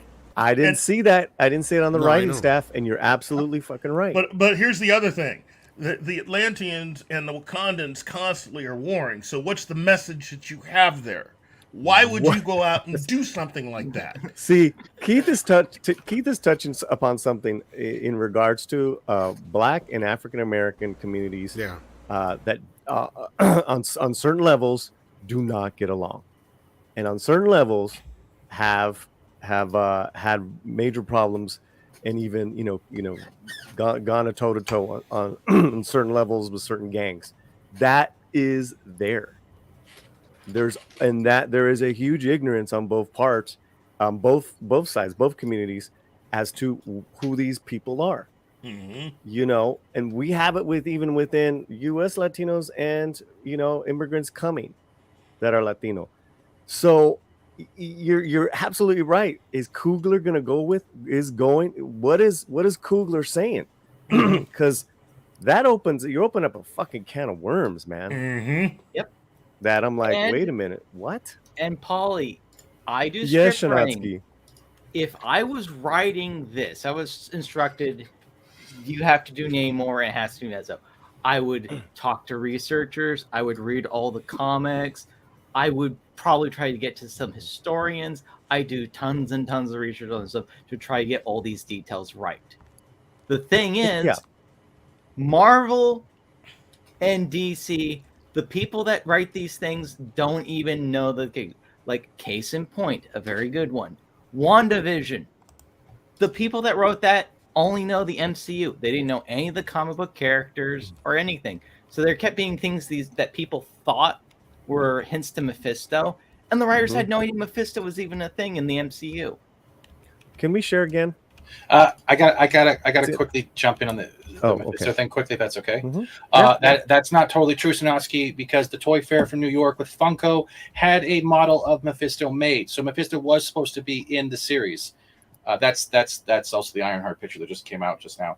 But Mephisto was in the toy. Funko doesn't make models and vinyl figures for characters not in shows. I've been collecting since 2012 with those. So the fact that this was in the Toy Fair catalog for New York, which is pretty much official saying what's coming out with series, means Mephisto was supposed to be in there. But what happened when they had that break for episode 5 or 6 in the filming, something changed within that. And you can see that it changed because the care that from the comics that we saw with the set design, the time frame designs, and the generation of television all went to the crapper when they came back. WandaVision changes by episode 5. Mephisto was supposed to be in there because I think they were going around the timeline. Well, that Mephisto is the of, villain in Doctor Strange, Multiverse of Madness, would have made an ending that made sense. It would have, because you could also have introduced Man-Thing with the place above and the place below, but the toy made sense. Guardian, that's right. Because then it would have fallen in the storyline that the two kids, because they were screaming "Help me," were probably taken back by Mephisto because they were created with a sliver of his soul. It also helps make his energy. Wanda less of a crazy bitch. Yeah, well, that's the problem. She's a crazy bitch in the movie. It took and Professor. That's all she is. But it murderous. It was just a bad film. It took Professor X and I believe Magneto as well as Moira from the island to actually subdue her with the memories of everything she's done that caused such a traumatic effect that it put her into a coma, and then they took her back to Muir Island. That was in the comics. That's why we were seeing, I believe we were seeing Professor X within Multiverse of Madness. We could have gotten a Magneto as well, but you can see that it was all over the place. But it was there in WandaVision, and from WandaVision was the stepping stone, and now it went all to Ralph Boner. Okay. Can we share? Yeah, here I'm quick? adding it right now. There you go. Okay, so all you guys said something really good about getting that shit right. If you're gonna do it, which can we agree that Marvel and the DC and all, they never get it right if they're even when they change and shit. Mm-hmm. I'm either whenever I'm doing pieces on Aztec or Mesoamerican history, whether I'm reciting poetry or whether I'm talking about this king or whatever, I go to two people. And this is a Majora Z. It doesn't take long to get, and they'll help you in a second. You know, history enthusiasts, consultants, they're fucking there. You know, and scrolling down, I'm writing a short story. Well, it's done. There's two characters, Yahual and Tezcatlipoca, that are in, and these are characters that have been around for thousands of years. Mm-hmm. Right? Is Coogler gonna go down there and because I know there's one god that's on the Black Panther 2 swag, right? Let me see where name our news. It's on the official swag, right? You follow me there? Yeah. Mm-hmm. Did you get the lion picture too? That's it right here. No, Yeah. There's the actual is it called a hyperglyph? What is it, a hieroglyph when the Mayans use? Because there's actually a side yellow picture of it. Have you seen that one? That was I think I'm sure, but this is the what do you call it, the baseball cap that that they gave out to the cast and crews and shit. Is he Mayan or Aztec? I forgot. It's a jaguar god. It's a jaguar god. So. You know, it's cool. That is cool. Like someone did their fucking work. And you're going to have to do that when you're doing shit like this, when you're changing shit so much. And it's like, the argument is like, well, why don't you just create a new character?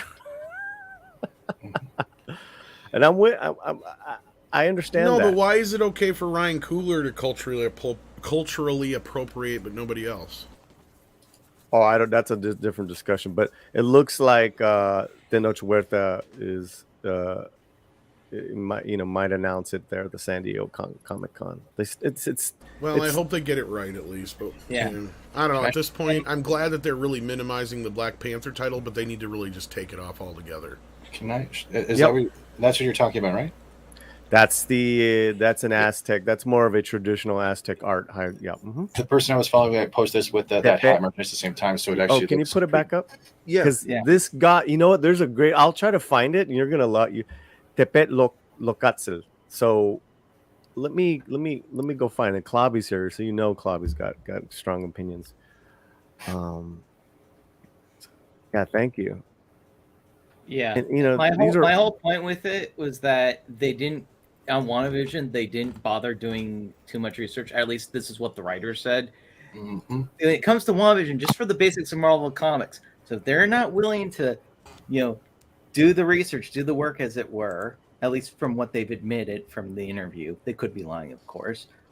What chance is there in hell they're going to actually look up Mesoamerican, work on understanding any of this stuff that was the inspiration for what they're taking from in the first place? They're not going to. Well, they already did in a sense, because they're using an opposing god from Black Panther to Tezcatlipoca, to the Aztec Jaguar god. So it's not like they made shit up. That's real. Like, meaning it's that's been part of the Aztec religion and Mayan for thousands of years. So, but we go back to, what are they going to do with it, right? Well, because so much heavy lifting. This is stuff that they've never used in the comics. Look. I applaud them for wanting to bring something new into all of this, and that's great. But again, I'm also one of those people. It's like, you have stuff that's already there.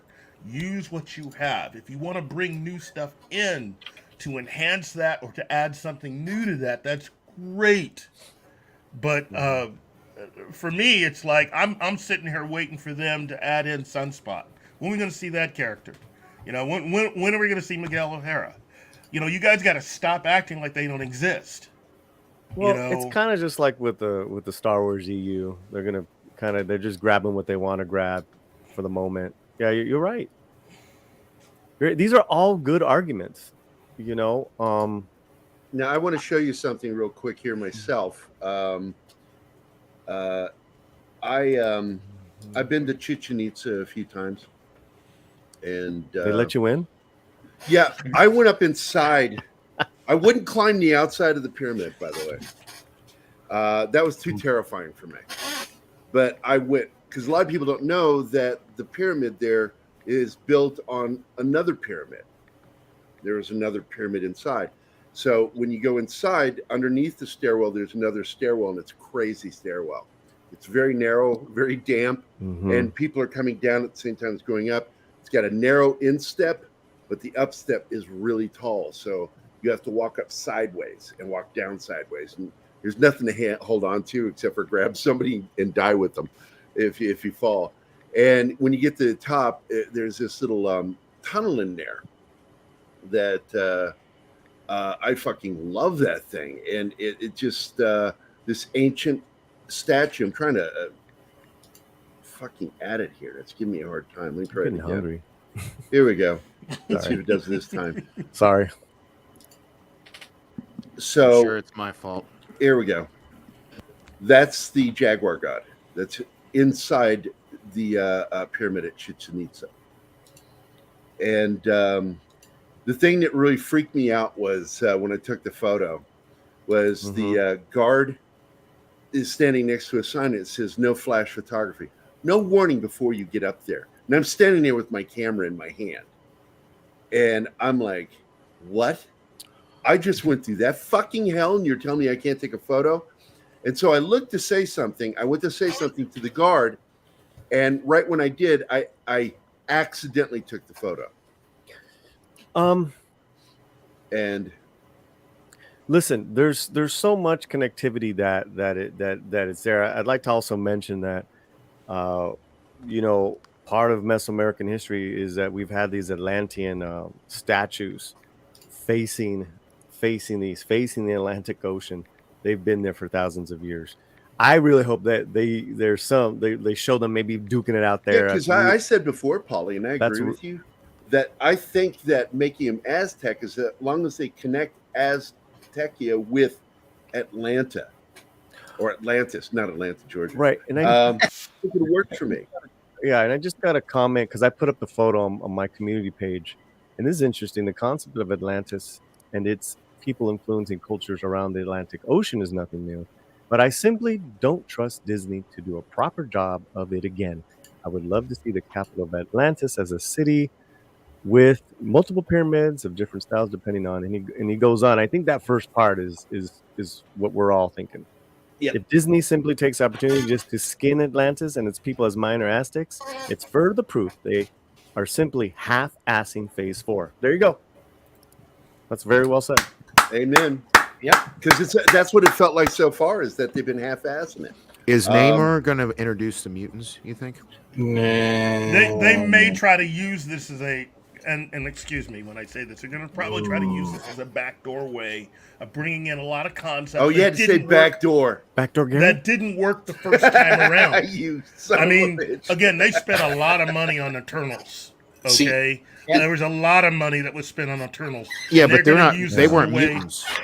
You know. Well, they haven't Monkey introduced Jesus mutants. says it's Mayan too. See, again, like I'm trying to wrap my brain around because in a nutshell, they keep failing to use the back door, right? Fuck you, Stephen. You did that on purpose.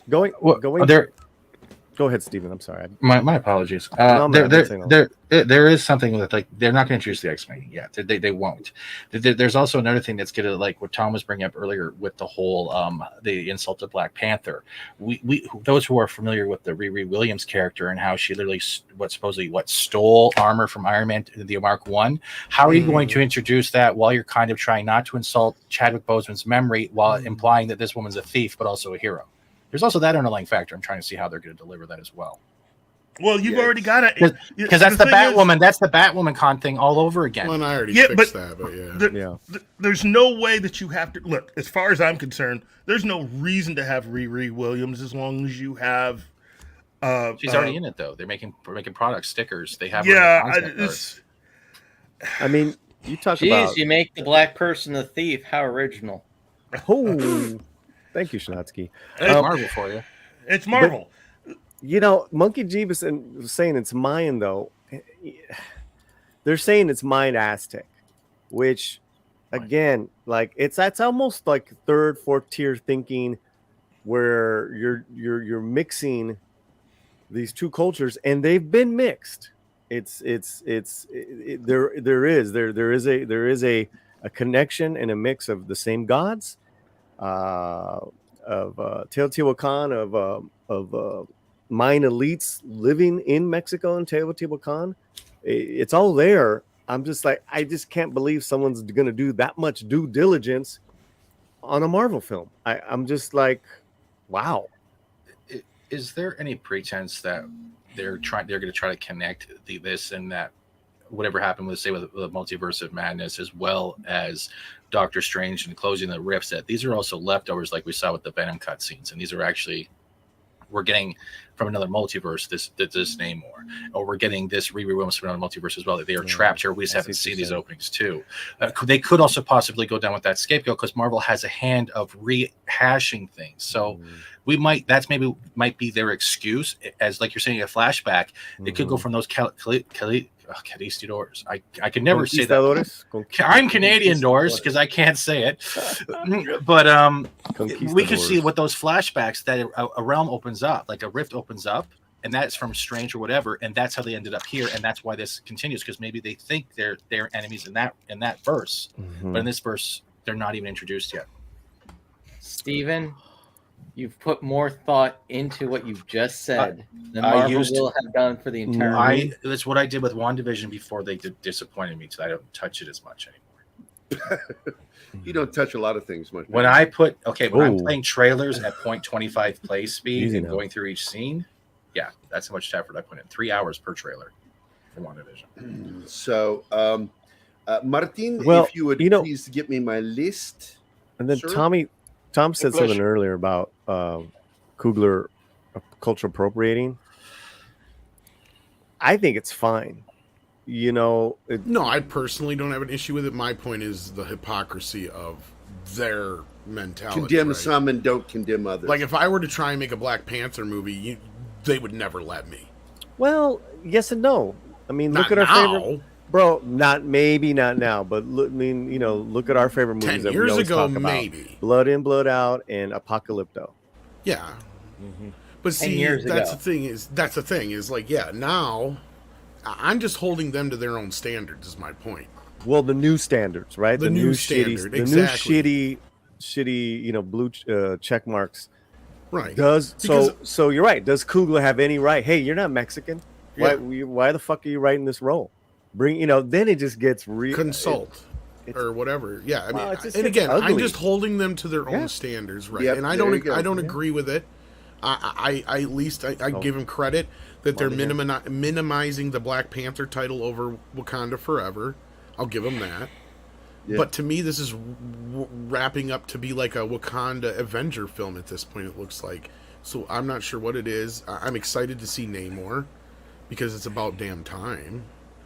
But I think we're just really they're trying to fill out their roster so that when Secret Wars comes, you'll have a sufficient... We still need a superior Iron Man. That's not bringing back Iron Man. That's coming. They will find it. Again, don't need Riri.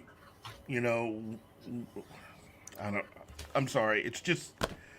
I think trying to much just because it's a black-oriented film. We need to put as many black heroes or villains as possible. I think ultimately, once we get to Secret Wars, that will be their final thing. They're going to have to reboot because of the ages of some of these characters, or else are we just never going to see them again? And if you're gonna be able to do it, you're introducing a lot of these characters so that when you do the entire reboot of the MCU, they're going to prioritize some of these parts over some of the more traditional characters that we've had in the past. Meaning they could stagger out Captain America and Iron Man next time around and bring them in second, third wave. So, look, I really need to start getting to things. One, this show is worth the fucking time. I gave it 5 stars out of 5. Good action, good thriller, good acting, great story, great character development, great character arc. Final episode shocked me because it was they would have like an action scene at least in every episode until that final episode, and it was a long drawn out. One scene took up, one location took up almost a third of the episode. It was all about story and getting an answer to something. And they really thought this stuff out. Great fucking show. This week's episode, I give it a Kurtzman Star Trek episode. Compared only to other Kurtzman Star Trek, I gave it a B- because it was derivative. It was very derivative. But at the same time, it had some fun moments. It did some of the classic fake drama stuff that annoys me with Kurtzman, where you're suddenly introduced to a character and you're supposed to care about him and you don't because you just got introduced to him. That's bad writing. Let's see. Orville this week, tough fucking episode. Dealing with tough subject matter. But you know what? He Star Trek the shit out of it, and I enjoyed it. Better than any Kurtzman Trek episode up to this date. Ever. That episode's been getting a lot of hate. In fact, the hate salty is, nerds, I don't get it. They're not even covering it anymore. That's why I got over here so early. I don't get it. I don't get the hate. You're supposed to have subjects like this and talk about it. And it's got people talking. So The Boys, the latest episode, holy shit. That's all I got to say.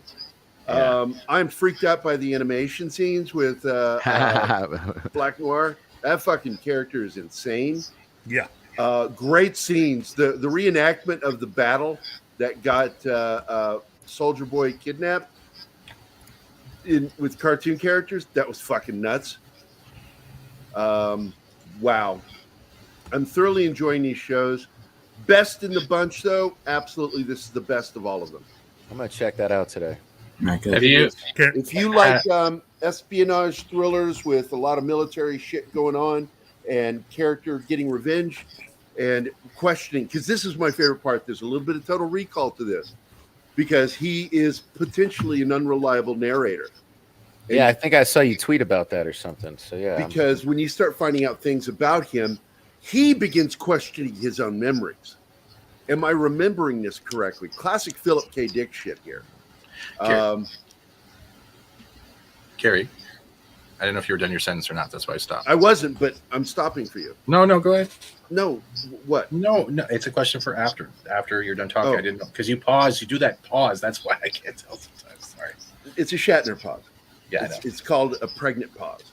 Anyway, death, destruction, disease, horror. It's Gerry trying to fight off a random stroke. Yes, I'm always fighting those strokes.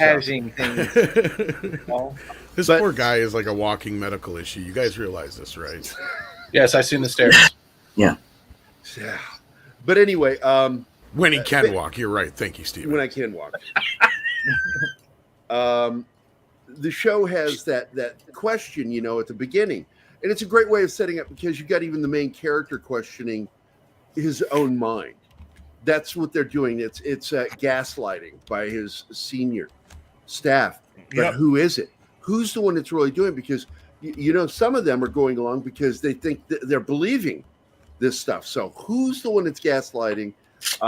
Is he gaslighting himself? Is he being gaslit? By the time we get to the MRI scene, I'm even questioning the reality of what I'm watching at first. I really did. Like, is this really happening? What's happening here?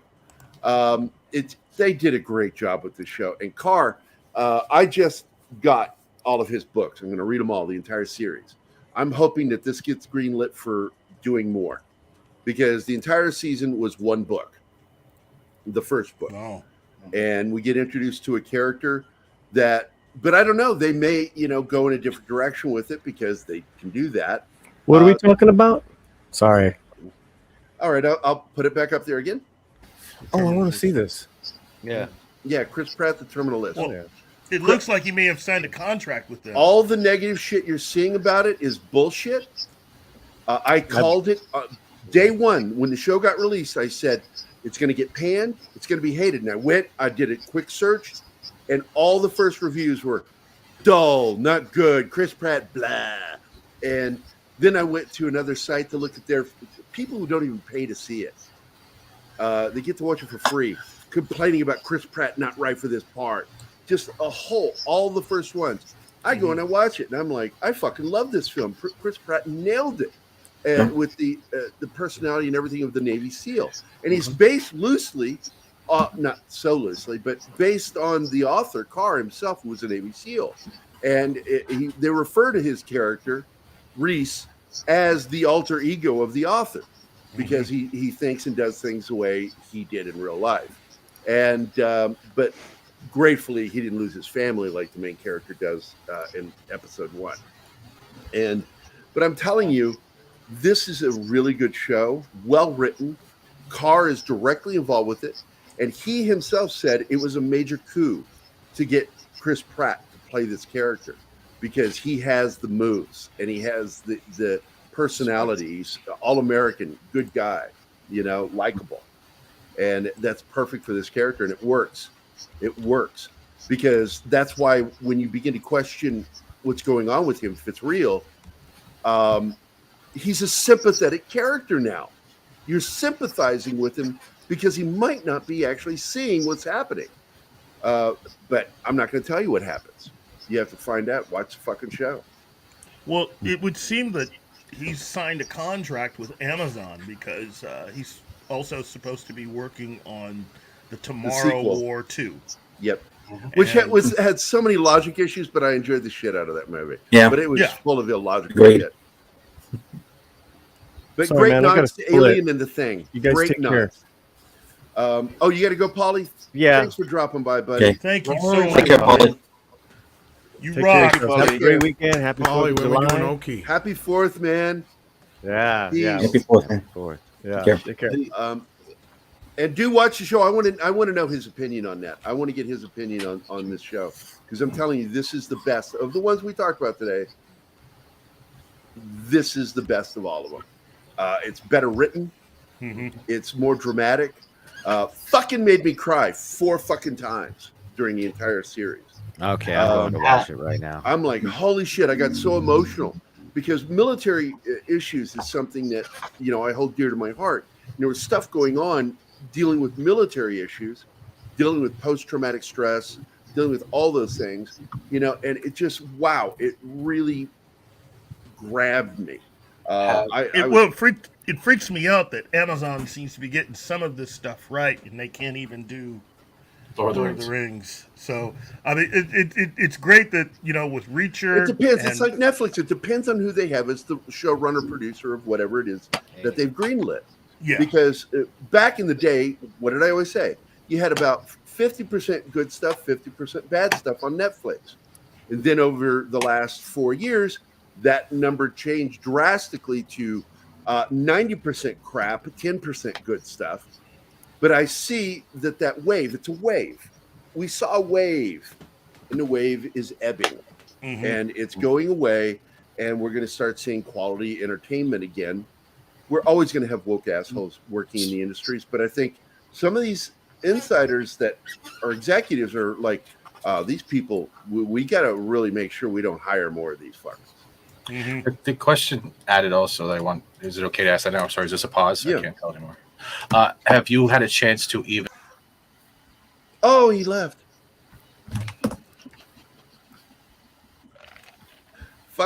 Fucking get snarky with me. I'll snark you right back. No, I wasn't being snarky. I was actually being serious because I really can't tell your pause. No, you're dinging. You were being snarky. No, this you. is honest. No. Has anyone delved in and watched the Lazarus Project yet that I talked about last time? Has anyone even gone into the time travel they did that could revert the Earth back a year? And eventually China tries to do the same experiment, but it makes the Earth go back every 3 weeks on purpose. I haven't seen it yet, but not familiar with it. You make me want to see it. What's it on? I think it's Sky, and it's pretty much they get into this organization because there's hardly any people, like 0.1% of people that can actually experience the loop, and they've been this organization prevents that experience it and remember it. Yeah, experience, but the organization is to prevent world disasters, natural disasters, right? So if they by July 3rd or whatever, if they can't solve it, they revert the world back a year, and it's now to the point where they have a serum for people in this organization where they can remember everything, but it's also driving them crazy. They're reliving like the birth of their kid over and over again. China then starts their own experiment, and it starts causing the world to automatically revert back every 3 weeks or so, or every month. And it's called the Lazarus Project. So that's another good one if you haven't seen it. That sounds like a very science fiction-y version of 7 Days. Yeah, because that was a good show. So yeah, that's interesting. The Lazarus what again? Lazarus Project.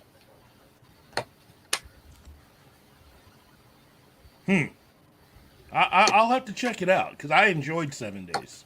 So yeah, it was a good show. We have reached the end of the show. We've gone a half hour over, and I don't mind because we had Paulie and Tom here, and it was nice having them on. So I don't mind giving that extra half hour. But I'm old man, need to pee. Uh-huh. I got a bladder like a woodchuck, little tiny thing. And at this point, there's nothing here in the United States to be able to see the Lazarus Project. Movies, Gary. Which means that that'll probably end up as a Netflix show. No, I have Sky. One too. Yeah, you've got Sky. I don't, because I use a VPN, and I downloaded their little streaming thing from Sky. Yeah. So I watch their shows. I used to do the same thing with the BBC, but then they wanted that code showing that you paid your license fee or whatever it was. But I'm hoping that's going to go away. I'm going to check it again here this year. I think that kid. I think he'll work. Taron Egerton, I think, can easily play a young lover. There was a rumor he just got out of a meeting with Kevin Feige. They might be having sex. We don't know what that was about.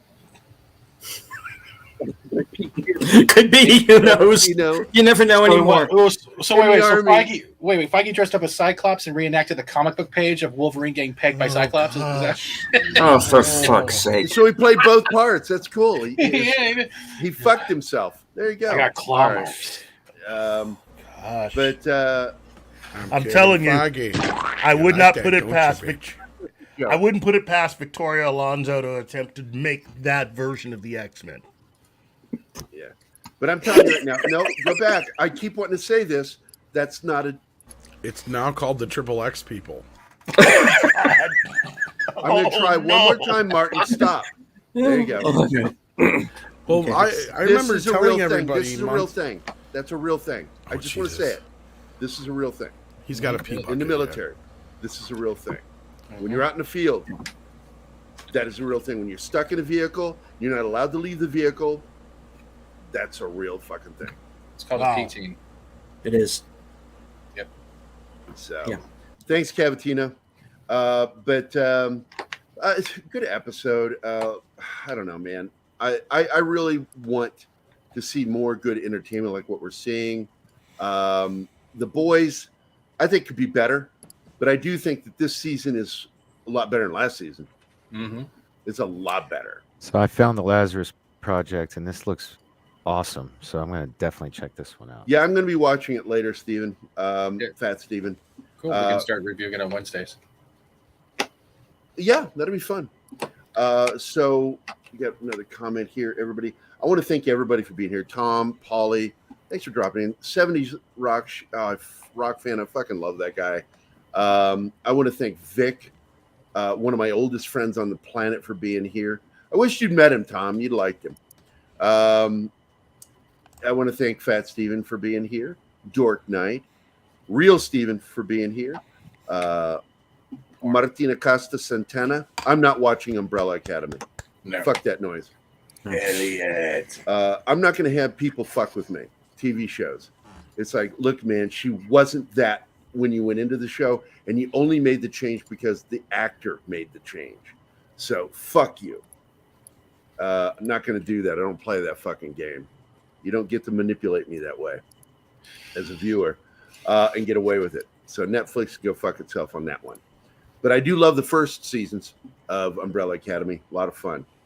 And again, if you have not watched the Terminal List, when you find out what the Terminal List is and the meaning of the word terminal in it is fascinating. I fucking love that film and our show. And I love that I've got the books coming because I'm going to read them. But the fact that he did adapt his own book into the show, he was part of the process. I know that it's going to be pretty true to the book. Well, it's rare that you get someone to adapt their own work. Yeah, because one of the few times where I think it worked again was Interview with the Vampire, because Anne Rice was directly involved with the writing of the screenplay. Yeah. And anybody who had a complaint was, they were kind of like you changed it. I changed it. I wrote the book. I can do that. I have a question. How do you read an audiobook?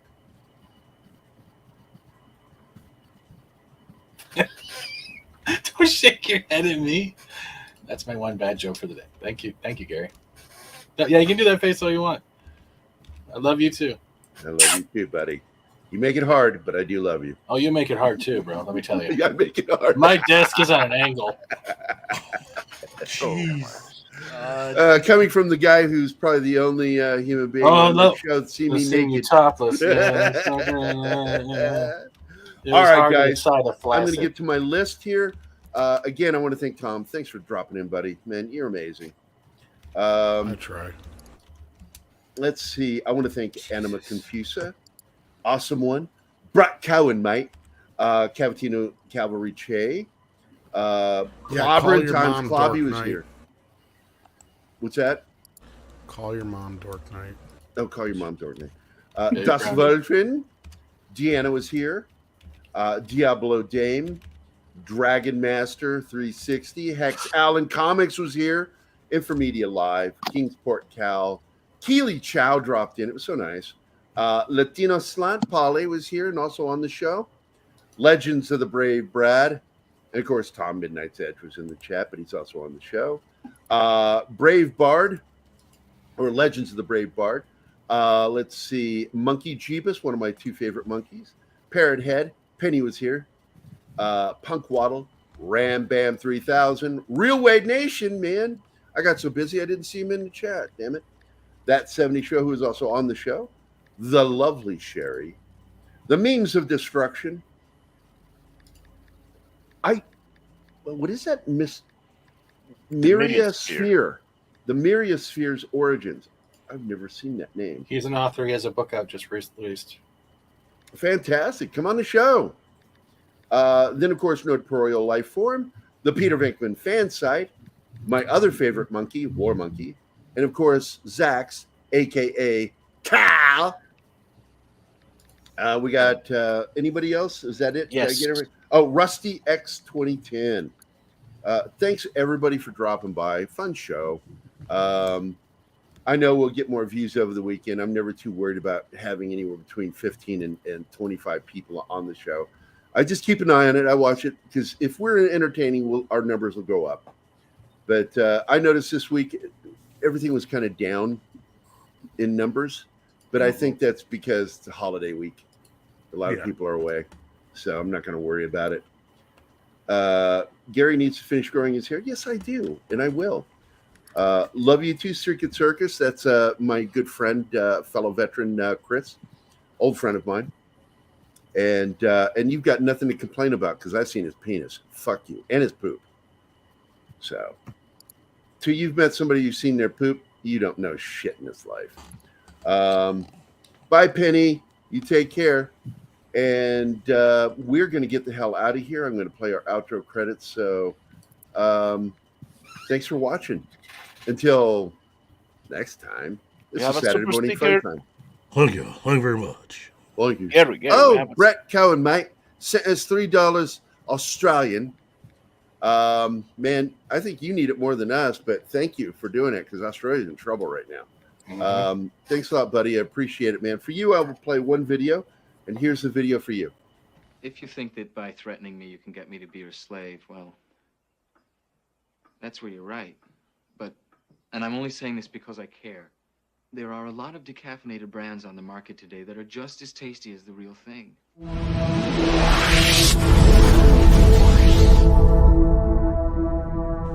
Happy birthday, America!